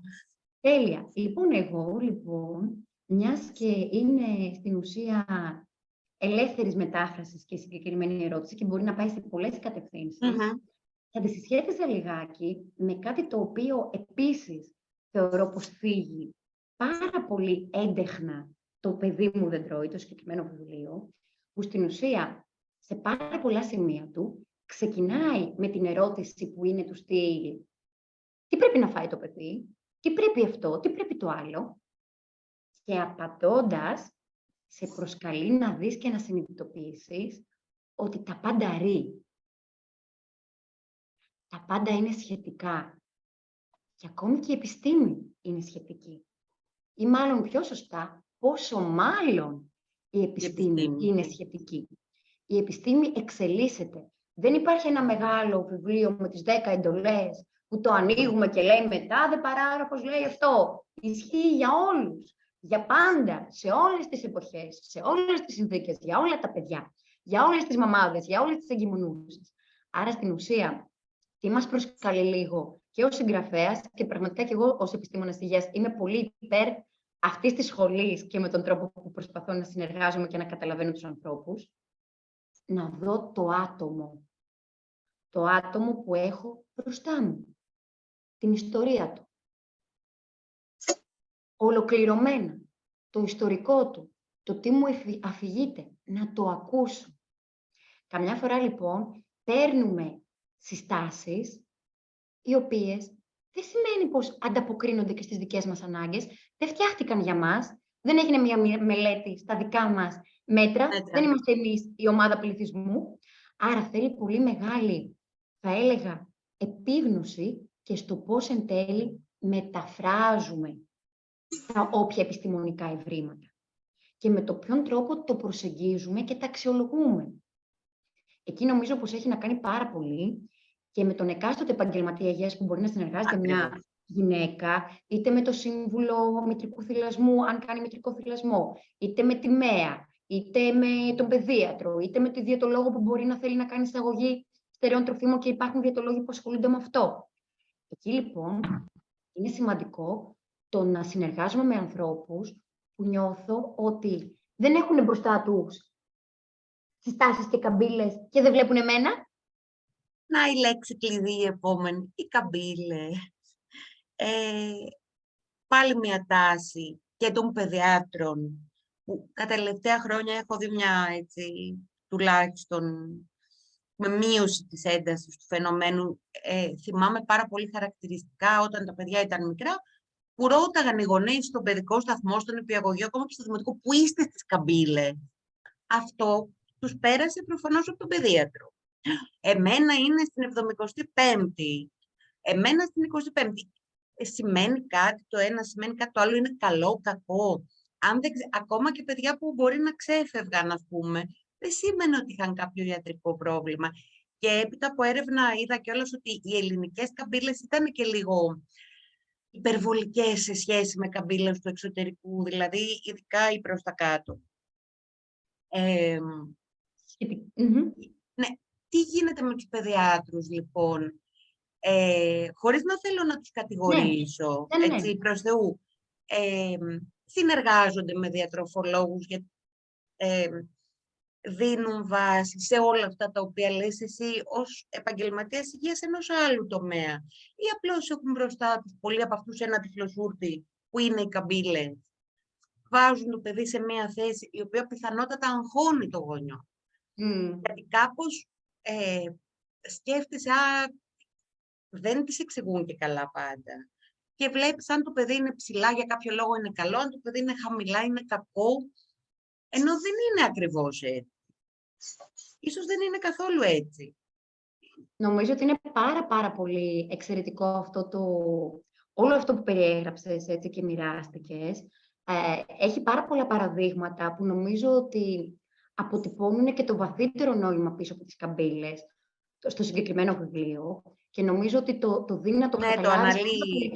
Δεν θα σας το πούμε ακριβώς τι λέει για να το πάρετε. Το βιβλίο δεν το πω. Δεν ήθελα να πω αυτό. Ήθελα να πω ότι έχει πάρα πολλά παραδείγματα που σε βοηθούν να καταλάβεις τη φιλοσοφία πίσω από τις καμπύλες. Αλλά πραγματικά, αν ένα πράγμα εγώ θα έπρεπε να πω, που συνοψίζει νομίζω όλα αυτά, είναι το να θυμηθούμε, να δούμε το άτομο εξατομικευμένο. Είναι όλα καλά τα εργαλεία της επιστήμης, αλλά τα εργαλεία από μόνα τους δεν κάνουν αξιολόγηση. Έχουμε φτάσει λίγο στο σημείο να περάσουμε από το κομμάτι του να πάρω ένα εργαλείο, στο τελικά όλη μου η συνεδρία να επικεντρωθεί μόνο σε αυτό. Και υπάρχει ένα τεράστιο κενό μεταξύ του αξιολογώ το σωματικό βάρος ή το χρησιμοποιώ σαν μοναδικό κριτήριο. Όχι, δεν είναι μοναδικό κριτήριο, ούτε για τα παιδιά και ούτε για τους ενήλικες. Και μου αρέσει πάρα πολύ που στο βιβλίο το φύγει, δηλαδή εκεί χτυπούσα παλαμάκια μόνη μου, ας πούμε, στο κομμάτι πραγματικά που λέω επιτέλους, πες το χρυσόστομε, στο ότι ξέρετε κάτι, ρε παιδιά. Και αυτό το ξαναλέω, έχει να κάνει και για τους ενήλικες. Για μένα οι ενήλικες δεν χρειάζεται καν, αν δεν υπάρχει λόγος να παρακολουθείτε, ας πούμε, η πορεία της εγκυμοσύνης μιας γυναίκας. Είναι εκτιμάται για ιατρικό λόγο τύπου νεφρική ανεπάρκεια ή για να δοθεί Ή φαρμακευτική ζάχαρο, ας αγωγή. πούμε, ίσως, που είναι αρκετά Όχι, η συνηθισμένο. φαρμακευτική αγωγή δεν χρειάζεται να υπάρχει ζύγηση. Τώρα, στο παιδί, που είναι κομμάτι ανάπτυξης, μου αρέσει πάρα πολύ που τονίζει το κομμάτι του παιδιά. Το σωματικό βάρος δεν είναι αυτό που προσδιορίζει την συνολική εικόνα υγείας του παιδιού. Καλά, ξέρεις κάτι. Εδώ λίγο έρχονται και οι παιδίατροι, γιατί πάλι θυμάμαι ένα άγχος μου που είχαμε νοικιάσει σιγαριά και είχε πει παιδίατρος ότι του ζυγίζει ανά εβδομάδα, φυσικά και συγκεκριμένη ώρα αναισθητικό μπουρμπούρ. Φυσικά το ζύγιζα κάθε μέρα και αυτό το έχω μοιραστεί και με άλλες πολλές μαμάδες. Έχω γράψει και ένα άρθρο που αναλύω πάλι το στρες αυτό. Αυτό είχε έρθει λοιπόν από τους παιδιάτρους, που ουσιαστικά αυτό που σου περνάνε ως μήνυμα, και όχι άδικα κάποιες φορές, είναι ότι πράγματι η λήψη βάρους ή η μη λήψη βάρους μπορεί να φανερώνει κάποια θέματα υγείας.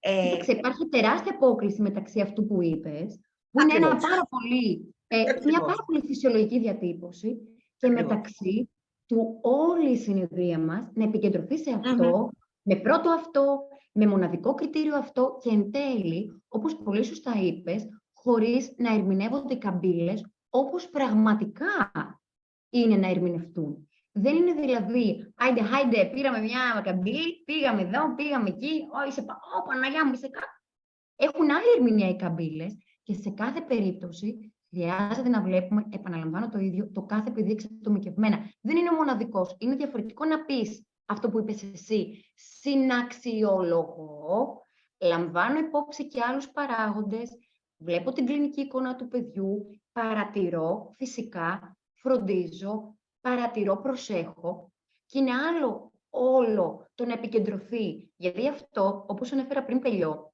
μετά από λίγο θα γίνει στο «πήρε πολύ βάρος τώρα το παιδί». Κάτσε λίγο. Πώς ακριβώς το ορίζεις, πού το στηρίζεις? Και θα σας προσκαλούσα πραγματικά όλους εσάς, είτε είστε γονείς, είτε για το δικό σας εαυτό, κάντε μας ερωτήματα. Δεν είναι το είπα εγώ, γιατί έτσι. Εξήγησέ μου το σκεπτικό σου, σε παρακαλώ. Στήριξέ το μου.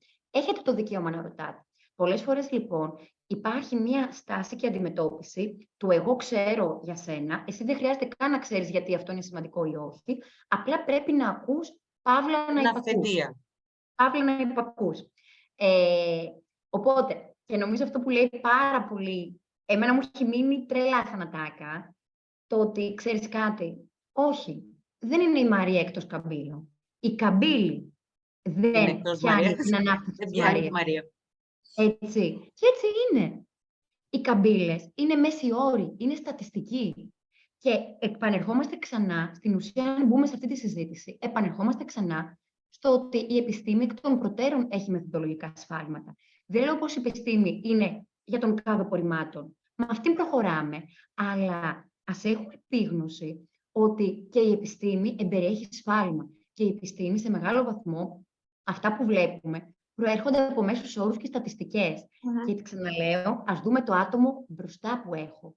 Γιατί έχει πάρα πολλές προσωπικές ιστορίες που εν τέλει, από ένα άγχος που πυροδοτήθηκε, χωρίς λόγο πραγματικά, ξεκινάει όλη η δυσλειτουργική προσέγγιση από το φροντιστή, που τελικά οδηγεί και σε προβλήματα και στη σχέση του φροντιστή με το παιδί, και φυσικά δεν ξέρουμε πώς το κάθε παιδί στη συνέχεια εξελίχθηκε. Μπορεί να είναι σήμερα, στην καλύτερη των περιπτώσεων, να κάνει συνεδρίες και να λέει «Δεν μπορώ να καταλάβω πότε πεινάω». Αυτή είναι η καλύτερη περίπτωση. Η πιο συνηθισμένη είναι να έχει πάρει μια δίαιτα που να λέει «Αφού εγώ δεν ξέρω πότε πεινάω, θα μου πει η δίαιτα». Και ο παιδίατρος έγινε δίαιτα και η δίαιτα έγινε νέα δίαιτα και η νέα δίαιτα έγινε μια νέα δίαιτα και φτάνει σε μια ηλικία κατακουρασμένος, καταμπερδεμένος, καταχαωμένος και λες «Εντάξει, Δεν μπορώ να ασχοληθώ άλλο, τα παρατάω. Να ρωτήσω κάτι. Έχει ρωτήσει Καλλιόπη κάτι. Θα το διαβάσω. Και θα μείνω σε 2 λέξεις. Είναι λογικό όταν τρώνε τα παιδιά μου επαρκή ποσότητα μεσημεριανού φαγητού μετά από 30 έως 60 λεπτά να ζητάνε να φάνε, για παράδειγμα, δημητριακά μεγάλα ή ψωμί με φυστικό βούτυρο? Δεν είναι υπερβολική η ποσότητα? Πόσο συχνά ενδείκνυται να τρώει ένα παιδί έφηβος? Εγώ θα μείνω στο επαρκή, καταρχάς. Τι θα πει επαρκής? Για τον καθένα νομίζω διαφέρει. Η υπερβολική ποσότητα, από τη στιγμή που δεν ξέρουμε την ποσότητα, δεν ξέρουμε αν είναι υπερβολική, και το πόσο συχνά ενδείκνυται να τρώει ένα παιδί έφηβος, πάλι νομίζω εξαρτάται από το παιδί ή τον έφηβο. Αλλά εγώ το λέω από την μαμαδίστικη εμπειρία μου. Και υπάρχουν φάσεις που τα παιδιά αναπτύσσονται και πεινάνε, υπάρχουν φάσεις που δεν πεινάνε, αλλά Κωνσταντίνα. Κοίταξε, τώρα εγώ παίρνω λίγο αφορμή και με αυτό που είπες, τη μαμαδίστικη εμπειρία σου. Θυμάμαι χαρακτηριστικά μία διαιτολόγο που έβλεπα ένα webinar που μιλούσε για διατροφή σε νηπιάκια και μ' άρεσε πάρα πολύ που το τόνισε. Χρειάζεται να ακούμε και τη μαμαδίστικη εμπειρία. Γιατί η μαμά σου δίνει πληροφορία. Έτσι. Ακόμα κι αν μπορεί να μην έχει απαραίτητα το επιστημονικό κριτήριο να σου τοποθετήσει κάτι, άκου τι έχει να σου πει. Σε αυτή την περίπτωση, λοιπόν, εγώ τα ερωτήματα που θα έθετα είναι, σε μια τέτοια περίπτωση, εγώ περισσότερο προσπαθώ να αξιολογήσω άλλους παράγοντες. Δηλαδή, το να απαντάμε με ναι ή όχι, είναι λογικό ναι ή όχι. Θεωρώ ότι εκ των προτέρων η προσέγγιση δεν είναι πραγματικά ωφέλιμη. Τι σημαίνει λογικό και με ποιο κριτήριο ακριβώς θα το προσεγγίζουμε? Σίγουρα υπάρχει το κομμάτι που είναι στις αρμοδιότητες του γονιού, το να φροντίσει την τακτικότητα των γευμάτων, είναι δηλαδή αυτό, όπως ανέφερα προηγουμένως, ότι προσφέρω το γεύμα, το να εδραιώσω τακτικά γεύματα και το να εδραιώσω ήρεμες συνθήκες γεύματος, είναι αρμοδιότητα του γονιού. Θέλω λοιπόν πραγματικά να δώσω έμφαση και σε αυτό το κομμάτι, γιατί καμιά φορά το προσπερνάμε. Έχει να κάνει το σε τι συνθήκες τρώω, το αν ως παιδί έχω την ευκαιρία να καταναλώνω τακτικά γεύματα μέσα στη διάρκεια της ημέρας καθιστή, κατά προτίμηση όσο το δυνατόν γίνεται και με υπόλοιπα μέλη της οικογένειας, όσο αυτό είναι εφικτό, και τα γεύματα αυτά να είναι πλήρη. Να έχουν δηλαδή ποικιλία επιλογών, ώστε να μπορούν να επιτύχουν τον κορεσμό. Τώρα, επειδή, όπως είπαμε πριν, χρειάζεται να δούμε το κάθε άτομο εδώ, μπροστά, θα πω κάποια πράγματα έτσι λίγο σαν συχνά πράγματα που εγώ βλέπω και δεν σημαίνει φυσικά πώς έχουν να κάνουν με το συγκεκριμένο παράδειγμα. Πολλές φορές, λοιπόν, πέρα από το ότι η εφηβεία είναι μία περίοδος που δεν μπορούμε να την κατανοήσουμε με τα δικά μας κριτήρια, οι ανάγκες του παιδιού μπορεί σε εμάς να φαίνονται εξωπραγματικές και όμως αυτές να είναι πραγματικές ανάγκες, οπότε έχει να κάνει πάρα πολύ το πώς προσδιορίζουμε κάτι ως λίγο ή ως πολύ. Αν το παιδί νιώθει και είναι σε σύνδεση με το σώμα του, αυτό δεν σημαίνει πως επειδή σε εμάς φαίνεται πολύ, είναι πολύ. Ένα αυτό. Και δεύτερο, καμιά φορά, επειδή παρατήρησα λίγο και τις επιλογές των τροφίμων που ανέφερε, καμιά φορά λοιπόν, δεν το λέω για το συγκεκριμένο παράδειγμα, έτσι, απλώς καμιά φορά άθελά μας μπορεί να περνάμε σε ένα παιδί το μήνυμα, τι λέγαμε πριν, οι φακές είναι το υποχρεωτικό, πρέπει να τις φας, και το γάλα με τα δημητριακά σε ελέγχω σε αυτό. Έλα, δεν θα φας πάλι από αυτό, πολύ ψωμί έφαγες, δεν κάνει τόσο πολύ να τρώμε.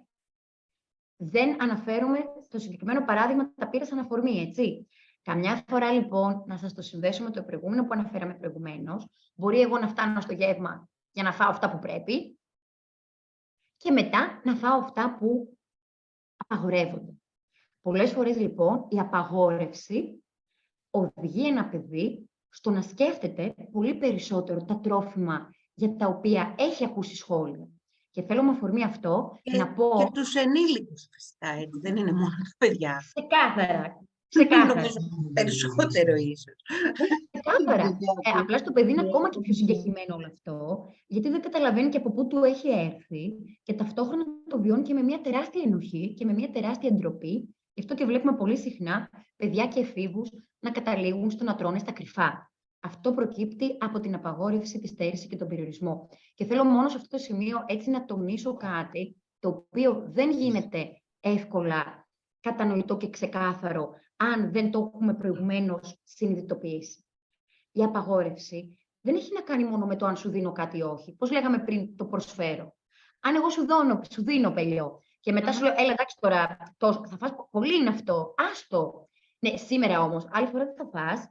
Ναι, εντάξει τώρα, άντε, σήμερα τελευταία φορά. Αυτό δεν είναι ότι στο επιτρέπω.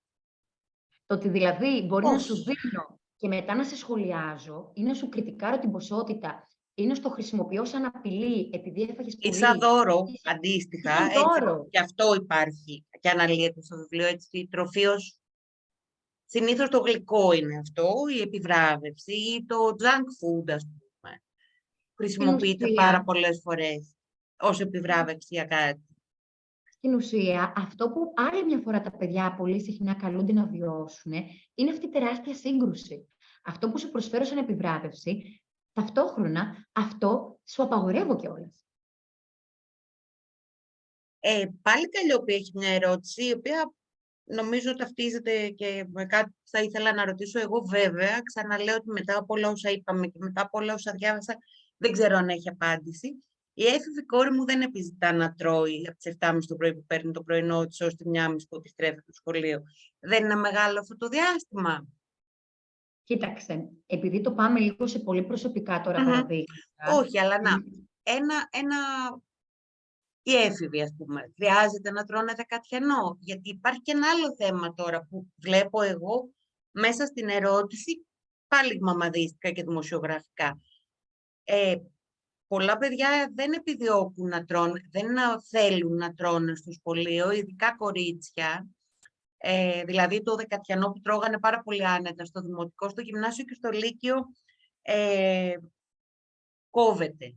Γιατί δεν θέλουν να τις δούνε οι άλλες ή οι άλλοι, ή να σχολιαστεί το πώς τρώει, το τι τρώει, το αν τρώει. Δεν ξέρω αν μπορούμε να κάνουμε κάτι σε αυτό. Εγώ, για να είμαι ειλικρινής, δεν επεμβαίνω. Από κάποια στιγμή, νομίζω από πέρυσι, από την 6η Δημοτικού, σταμάτησε να παίρνει σνακ. Πλέον δεν αγοράζει ούτε από κηλικείο. Δηλαδή, μπορεί να της πω, έχει επάνω σου 2 ευρώ, γιατί μπορεί, ρε παιδί μου, να πεινάσεις. Δεν θα πεινάσει. Αυτό δεν ξέρω αν είναι ότι πράγματι δεν θα πεινάσει και θα έρθει φυσικά το μεσημέρι και θα φάει κανονικά σε 1.30. Ή τα κορίτσια στο σχολείο στα 12, 13, 15, 17 δεν τρώνε. Ή τα cool κορίτσια. Είναι πάρα πολλοί παράγοντες.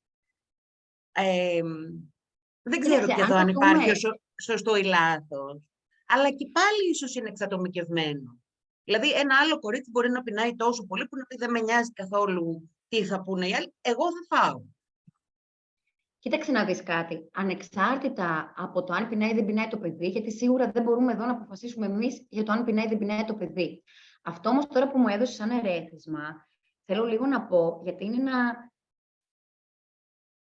πάρα πολύ σημαντικό κομμάτι που δεν το είχα σκεφτεί αν δεν το ανέφερες. Αυτό ακριβώς που περιέγραψες πριν. Για μένα λοιπόν, σε περίπτωση κεραίες, όχι τεντωμένες, κεραίες δεν ξέρω κι εγώ πόσο τεντωμένες πρέπει να είναι, και για κορίτσια και για αγόρια, για όλα τα φύλλα, προσπαθώ λοιπόν να παρατηρώ. Εάν το παιδί μου παρατηρώ πως για τον οποιοδήποτε λόγο νιώθει αμήχανα για το σώμα του, το απασχολεί, ντρέπεται ή νιώθει ενοχικά για το φαγητό, δεν είναι να το προσπεράσω και να πω φάση είναι θα περάσει. Κρούονται εδώ μεγάλα καμπανάκια, μεγάλα όχι μικρά, τα οποία χρειάζεται να συζητήσω με το παιδί. Δεν είναι η δυσαρέσκεια σώματος. Άρα γιατί δεν τρώω στο σχολείο? Να ξεκινήσουμε από εκεί, ας πούμε. Αυτό ήθελα να πω, ότι έχει να κάνει λίγο να συζητήσουμε και με το κάθε άτομο ξεχωριστά. Γι' αυτό προσωπικά δυσκολεύομαι να τοποθετηθώ στη συγκεκριμένη ερώτηση, γιατί αυτή τη στιγμή η έφηβη κόρη δεν μπορεί να μεταφέρει το πώς εκείνη το βιώνει. Άρα, κατά κύριο λόγο, εμείς κάνουμε υποθέσεις αυτή τη στιγμή. Εγώ, δηλαδή, σε μια τέτοια περίπτωση, θα ήθελα να καταλάβω την εμπειρία και το βίωμα του παιδιού. Όπως είπαμε πριν, να δούμε τον άνθρωπο εξατομικευμένα, την ιστορία του, να τον ακούσουμε. Σίγουρα κάνουμε και υποθέσεις, αλλά από εκεί και ύστερα χρειάζεται να δούμε το παιδί. Πώς νιώθει, τι βιώνει, αν είναι αυτό που ανέφερες εσύ προηγουμένως, για παράδειγμα, σε μια άλλη περίπτωση, είναι ένα εξαιρετικό ερέθισμα για να αρχίσουμε να κάνουμε μια συζήτηση με το παιδί μας. Μια συζήτηση η οποία ενδεχομένως μπορεί να μετακινηθεί και να πάει στο κομμάτι της αποδοχής του σώματος. Μπορεί να πάει στο κομμάτι της αποδοχής της διαφορετικότητας του σώματος.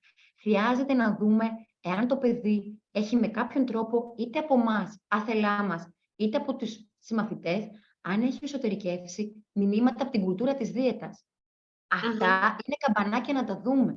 Διότι εκεί, ειδικά στην εφηβεία, η δυσαρέσκεια σώματος είναι που τότε συνήθως πυροδοτείται και χρειάζεται να την προλάβουμε. Μια και φτάσαμε στην εφηβεία, ένα μεγάλο κομμάτι της εφηβείας που αφορά και τη διατροφή, θα το ξέρει, υποθέτω, και η Κωνσταντίνα προφανώς. Είχε τύχει να έχουμε και ένα webinar αποκλειστικά για αυτό την προηγούμενη εβδομάδα, είναι η οθόνη. Είναι μια γενιά, η πρώτη γενιά που μεγαλώνει τόσο πολύ μέσα στις οθόνες, η πρώτη γενιά που οι οθόνες έχουν νομιμοποιηθεί λόγω πανδημίας ακόμα και στην εκπαίδευση, η πρώτη γενιά της οποίας τα χέρια έχουν πάνω τους συνδεδεμένο το κινητό. Επομένως, τα μηνύματα που λέγαμε εμείς ότι παίρναμε στην εποχή μας από τη τηλεόραση ή από τα περιοδικά, από τα κοστοπούλια τότε, πώς το λένε, περιοδικά, το Κλικ, το Νίτρο ή και εκπομπές με τα μοντέλα κτλ. Τώρα, με τα social media, αν τότε ήταν 10 φορές μες στην καθημερινότητά μας, τώρα είναι 100. Τότε έπρεπε να ανοίξεις την τηλεόραση, να αγοράσεις το περιοδικό. Τώρα αυτό το πράγμα είναι στο χέρι σου. Και είναι στο χέρι όλων των παιδιών. Και ένα μέσο το οποίο δεν έχω πολύ μελετήσει, γιατί δεν έχω χρόνο, αλλά θα το ήθελα πάρα πολύ, είναι το TikTok. Στο οποίο πάρα πολύ εύκολα, ας πούμε, το κάθε παιδάκι, και μιλάμε για παιδάκια αυτή τη στιγμή, έτσι, μπορεί να γράψει τις διατροφικές συμβουλές. Δηλαδή, είναι ένα κοριτσάκι με ένα φαινομενικά ωραίο, ας πούμε, κατά τα μέτρα της εποχής σώμα. Και μπορεί λοιπόν αυτό το παιδάκι να δίνει συμβουλές στο TikTok σε άλλα παιδάκια, πώς αυτοί είναι τόσα κιλά. Και εκεί μπορεί να διαβάσεις πράγματα τα οποία θα τα δει ένας επιστήμονας, ένας παιδίατρος, ένας διαιτολόγος, ένας ψυχολόγος, και θα τρομάξει. Και εμείς οι γονείς, δυστυχώς, δεν μπορούμε να έχουμε πρόσβαση όλες τις ώρες στο κινητό των παιδιών. Ναι, μεν, γιατί είναι πολλές ώρες και εκτός σπιτιού, για τα έφηβα μιλάω πλέον, και γιατί από κάποια στιγμή και πέρα, από τα 15 και μετά, είναι και το θέμα των προσωπικών δεδομένων και ότι δεν σου δίνεται καν το δικαίωμα να δεις. Άρα πρέπει να το θωρακίσουμε έγκαιρα. Και ό,τι βλακεία και να δουν, να μάθουν να φιλτράρουν. Δεν αφορά φυσικά μόνο το φαγητό αυτό, πολλά άλλα πράγματα αφορά, αλλά το φαγητό είναι ένα από αυτά. Το σχόλιο σου, Κωνσταντίνα?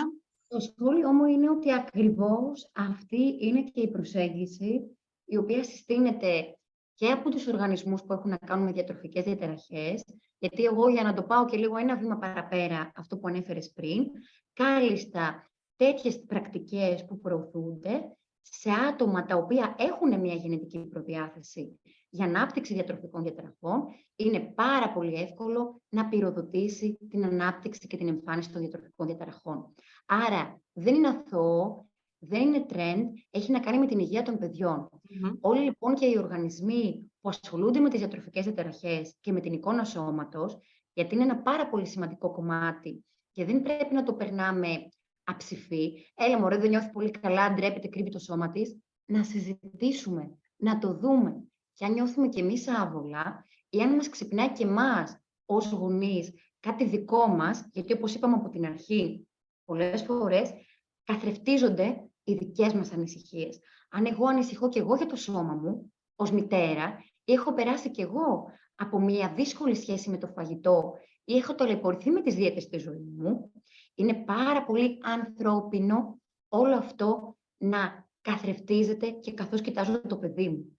Εκεί λοιπόν, αν συνειδητοποιήσω ότι αυτό μου είναι too much, δυσκολεύομαι να το δω, γιατί είναι σαν να βλέπω τα δικά μου βιώματα στο παιδί μου και μου βγαίνει αυτόματα να συμπεριφερθώ με έναν τρόπο μη ωφέλιμο, ας κάνω μια παύση, ας πάρω ένα βήμα πίσω, ας ζητήσω υποστήριξη από όπου πιστεύω ότι χρειάζεται και μπορώ, ώστε τελικά αυτό είναι το μεγαλύτερο που μπορούμε να κάνουμε, περιό. Και για μένα είναι και σημαντικό. Δεν λέω, είναι τα μηνύματα από την κουλτούρα της δίαιτας παντού, όπως είπες και εσύ, είναι στο χέρι μας, με το που ξυπνάμε, με το που κοιμόμαστε, με το που κάνουμε, με το που ρέουμε. Είμαστε συνεχώς διαθέσιμοι. 24 ώρες το 24ωρο, 7 ημέρες την εβδομάδα. Είναι δηλαδή, δεν υπάρχει καν κάποιο φίλτρο να προστατευτούμε από όλα αυτά. Μπαίνουν έτσι και ασυνείδητα όλα αυτά τα μηνύματα. Το μεγαλύτερο δώρο λοιπόν που μπορούμε να προσφέρουμε στα παιδιά, από όποια θέση κι αν είναι αυτή, ο γονιός, από ένα άρθρο που μπορεί να βγάλει μια δημοσιογράφος, από εκπαιδευτικούς. Πιστεύω πάρα πολύ και στη δύναμη των εκπαιδευτικών. Κάνε μια συζήτηση για τη διαφορετικότητα των σωμάτων. Για το ότι είναι φυσιολογικό να έχουμε διαφορετικά σώματα. Το ότι ένα παιδί βρίσκεται σε ένα πιο βαρύ σώμα και ένα παιδί σε ένα πιο αδύνατο σώμα, δεν καθιστά το ένα παιδί πιο άξιο ή πιο ικανό ή πιο όμορφο ή πιο από το άλλο. Ας δώσουμε λοιπόν και εμείς τα ενάυσματα, ας δώσουμε τα κριτήρια και τα εφόδια να έχουν κριτική σκέψη και αξιολόγηση, γιατί στην ουσία μετά αυτό που θα γίνει είναι ακριβώς αυτό που είπες και εσύ προηγουμένως στην ουσία. Τι? Εγώ θα εκτεθώ σε αυτό το μήνυμα, αλλά δεν θα το εσωτερικεύσω. Εκεί ξεκινάει. Θα μπορέσω να το αξιολογήσω. Ακριβώς. Θα ήθελα σιγά σιγά, επειδή ήδη είμαστε στη 1,5 ώρα και επειδή πρέπει αυτό το βίντεο να ανέβει και στο YouTube, να πάρει και αρκετή ώρα, να ανέβει μετά και στις σελίδες μας, θα ήθελα να δω καταρχάς αν έχετε κάποιες... είναι πάρα πολλά θέματα που έχουμε αφήσει απ' έξω, έτσι. Νομίζω ότι το θέμα είναι ασταμάτητο και μπορεί ίσως να γίνει και μια σειρά webinars ή άρθρων και θα δούμε τι μπορούμε να κάνουμε. Θα ήθελα, αν κάποιος άλλος έχει κάποια ερώτηση, να τη θέσει στο chat και να σας απαντήσουμε, κυρίως η Κωνσταντίνα. Να σας αναδείξω το βιβλίο. Δεν φαίνεται πολύ καλά από το φόντο. Δεν φαίνεται καλά. Ναι. Από μένα μπορεί να φαίνεται λίγο καλύτερα. Όχι. Όχι, έχουμε και 2 φόντο από πίσω. Να το.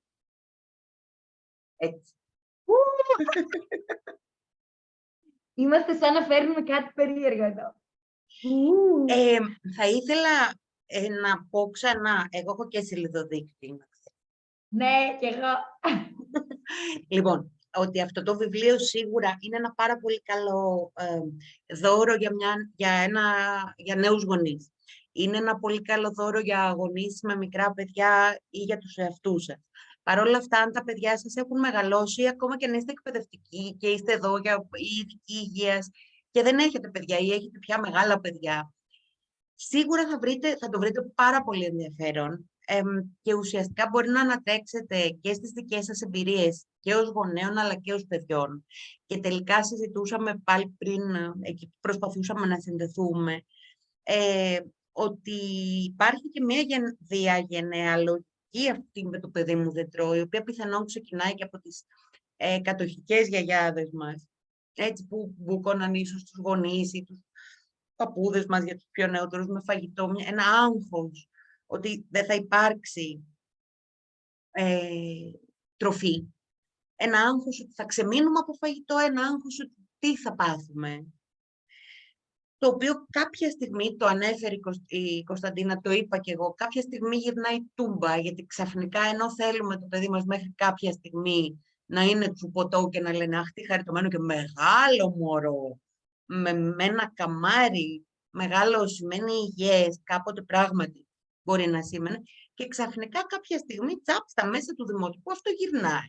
Και ένα μεγαλόσωμο παιδί αρχίζει να μπαίνει στην άκρη ή να αρχίζει ο γονιός να το κατηγορεί εντός εισαγωγικών ότι τρώει πολύ.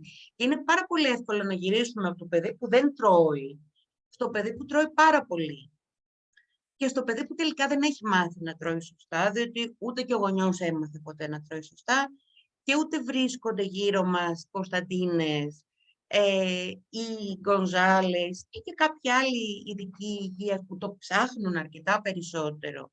Γιατί εγώ αυτό που διαπιστώνω είναι ότι και εποχές αλλάζουν πάρα πολύ.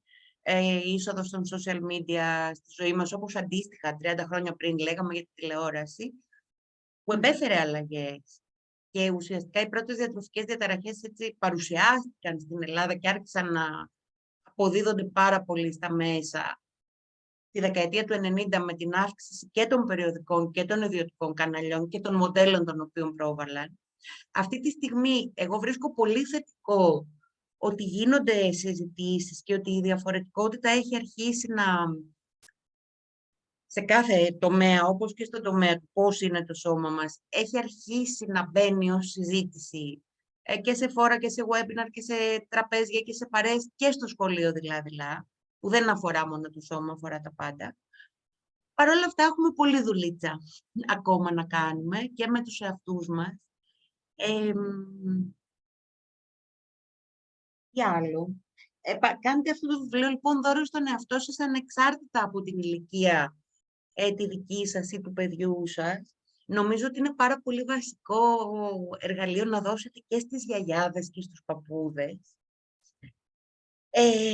Γιατί και εκεί υπάρχουν πάρα πολλές κόντρες πολλές φορές μεταξύ των γονέων που ακολουθούν κάποια μοντέλα διατροφής και των γιαγιάδων που τα σπάνε. Δεν ξέρω αν αυτό είναι καλό ή κακό. Μπορεί και ο ρόλος των γιαγιάδων και των παππούδων να είναι αυτός, το να σπάνε τα στεγανά μιας οικογένειας. Δεν ξέρω καν αν πρέπει να υπάρχουν στεγανά. Είναι ένα βιβλίο τροφή για σκέψη. Για εμάς τους ίδιους, για τα παιδιά μας και για τα παιδιά των παιδιών μας και για τους γονείς μας. Και κλείνοντας, αν δεν υπάρχει κάποια ερώτηση και πριν δώσω το λόγο στην Κωνσταντίνα για την τελευταία ερώτηση που έχω εδώ γραμμένη να της κάνω, θέλω να πω το εξής, ότι η Δημήτρα που έφτιαξε, η Χριστοφορίδου που έφτιαξε τις εκδόσεις Πουάκε, έχει βγάλει λίγα αλλά πολύ καλά βιβλία. Όταν την είχα ρωτήσει πώς τις ξεκίνησες αυτές τις εκδόσεις και γιατί έχεις επιλέξει να βγάλεις αυτά τα 5, 6, 7 βιβλία, και τα οποία στην αρχή ήταν 1-2, αυτό ήταν ένα από τα πρώτα, μου είχε πει ότι ήθελα να εκδώσω αυτό το οποίο δεν έβρισκα στην ελληνική αγορά. Επομένως, αυτό το βιβλίο είναι πρωτοποριακό για την ελληνική αγορά, πενοχοποιεί, δίνει απαντήσεις, αλλά ταυτόχρονα θα επαναλάβω το τροφή για σκέψη. Τροφή μεταφορικά αυτή τη φορά. Και θα κλείσω ρωτώντας την Κωνσταντίνα τι είναι αυτό που, αν σου έλεγα να ξεχωρίσεις κάτι, ένα πράγμα από το βιβλίο. Ποιο θα ήταν αυτό?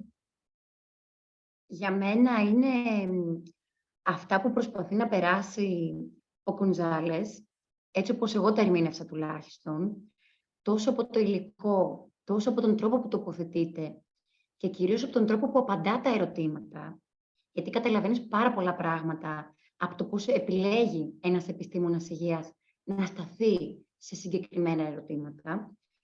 Νιώθω λοιπόν πως αυτό που ήταν η κλωστή σε όλο το βιβλίο, για μένα ήταν η λέξη σεβασμός. Είναι ένα βιβλίο το οποίο δεν σου λέει, δεν σου επιβάλλει τον σεβασμό, σε κάνει να τον αναγνωρίσεις. Πίσω από όλα αυτά που προσεγγίζει και απαντά, είναι η λέξη σεβασμός. Είναι η λέξη σέβομαι τις ανάγκες του παιδιού μου. Σέβομαι το σώμα του. Σέβομαι το μοναδικό ρυθμό ανάπτυξης του παιδιού μου.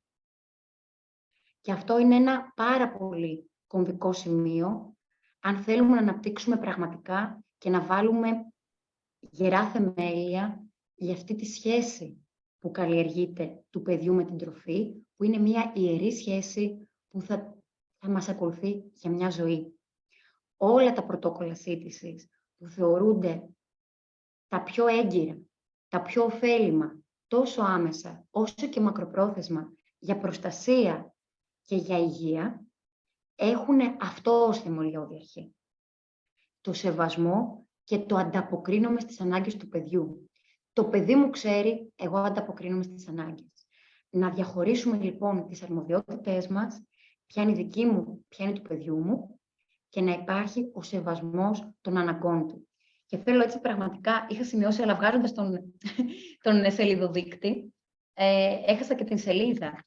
Αλλά έχει ένα σημείο το οποίο νομίζω ότι 186, το οποίο για μένα είναι ακριβώς αυτό που προσπαθώ και εγώ να περιγράψω τώρα.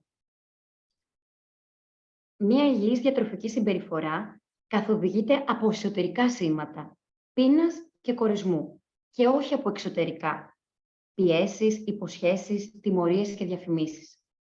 Χαρίστε στο παιδί σας ένα δώρο για όλη του τη ζωή.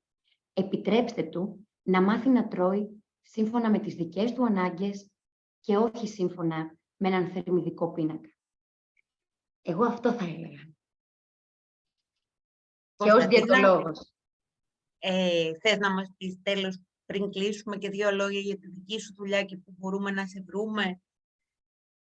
Ίσως να μας γράψεις και στο chat τη σελίδα σου, γιατί νομίζω ότι πολλοί θα σε αναζητήσουν. Βλέπω εδώ και μια φίλη που έχει μπει να γράψει, τι ωραία. Καθόλου μεροληπτικά. Ευχαριστώ, Εμμανουέλα.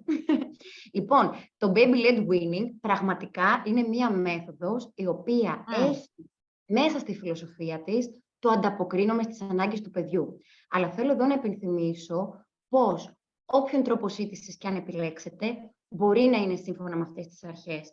Μπορεί να έχει μέσα το κομμάτι του σεβασμού, όποια μέθοδος και αν είναι αυτή. Γιατί κάθε οικογένεια έχει τις δικές της αξίες, τη δική της δυναμική, τις δικές της προτεραιότητες.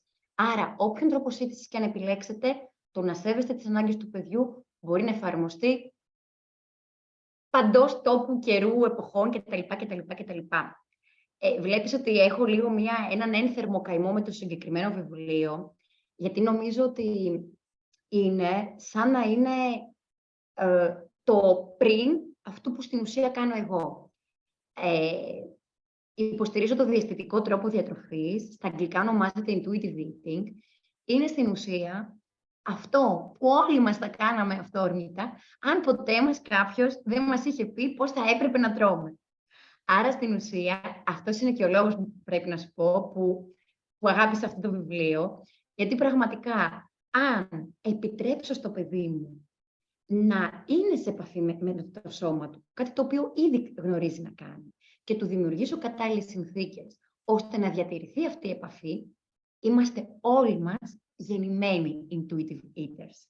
Οπότε εγώ ασχολούμαι με τους ενήλικες πλέον ή και με τα παιδιά εφήβους που κάτι έχει συμβεί στη ζωή τους και με κάποιον τρόπο αποσυνδέθηκαν από τη σοφία του σώματός τους και μαζί μέσα από τη συνεργασία μας προσπαθούμε να επανασυνδέσουμε, να γίνει αυτή η επανασύνδεση. Δεν ξεκινάς κάτι εκ του μηδενός, έχουμε γεννηθεί με αυτή την ικανότητα. Απλά πολλές φορές χρειάζεται να την ανακαλύψουμε ξανά, και το συνδέω και με μια ερώτηση που άφησα πριν απάντητη. Υπάρχουν τεράστια περιθώρια βελτίωσης και επανοδιορθωτικών κινήσεων. Οπότε, θέλω αυτό να περάσω σαν ένα μήνυμα ελπιδοφόρο. Μόνο και μόνο που ακούτε, αν φτάσατε μέχρι εδώ, δείχνει ενδιαφέρον, είναι ήδη πολύτιμο αυτό που κάνετε. Μόνο που μπαίνετε στη διαδικασία να αξιολογήσετε και να δείτε τις αντιλήψεις σας, είναι εξαιρετικό. Μπράβο στον εαυτό σας, πείτε μπράβο σε εσάς για αυτό το πράγμα, γιατί δεν είναι απαραίτητα εύκολο. Είναι πολλές φορές πληγωμένο το κομμάτι του φαγητού και του σώματος και σε εμάς τους ίδιους, και μόνο που έχετε την διάθεση να επεξεργαστείτε τις αντιλήψεις σας και τον τρόπο προσέγγισής σας, να είστε σίγουροι πως όλα θα πάνε πάρα πολύ καλά, τόσο για το παιδί σας, όσο και για εσάς και τη μεταξύ σας σχέση. Λοιπόν, ήταν πάρα πολύ ωραίος ο τρόπος που έκλεξες. Σταματάω. Σας ευχαριστώ καταρχάς όλους. Θα σας πω ότι σίγουρα με την Κωνσταντίνα θα κάνουμε και κάποια αρθρογραφία στο ΤΑΛΚ, εφόσον είναι σύμφωνη, νομίζω ότι θα είναι όμως. Τη βλέπω πολύ θετική, η οποία θα πιάσει διάφορα ζητήματα αρχής γενομένης από όλα όσα είπαμε σήμερα και με αφορμή όλα όσα είπαμε σήμερα. Το βιβλίο θα το κάνουμε και ένα διαγωνισμό στο ΤΑΛΚ. Σταματάω αυτή τη στιγμή την βιντεοσκόπηση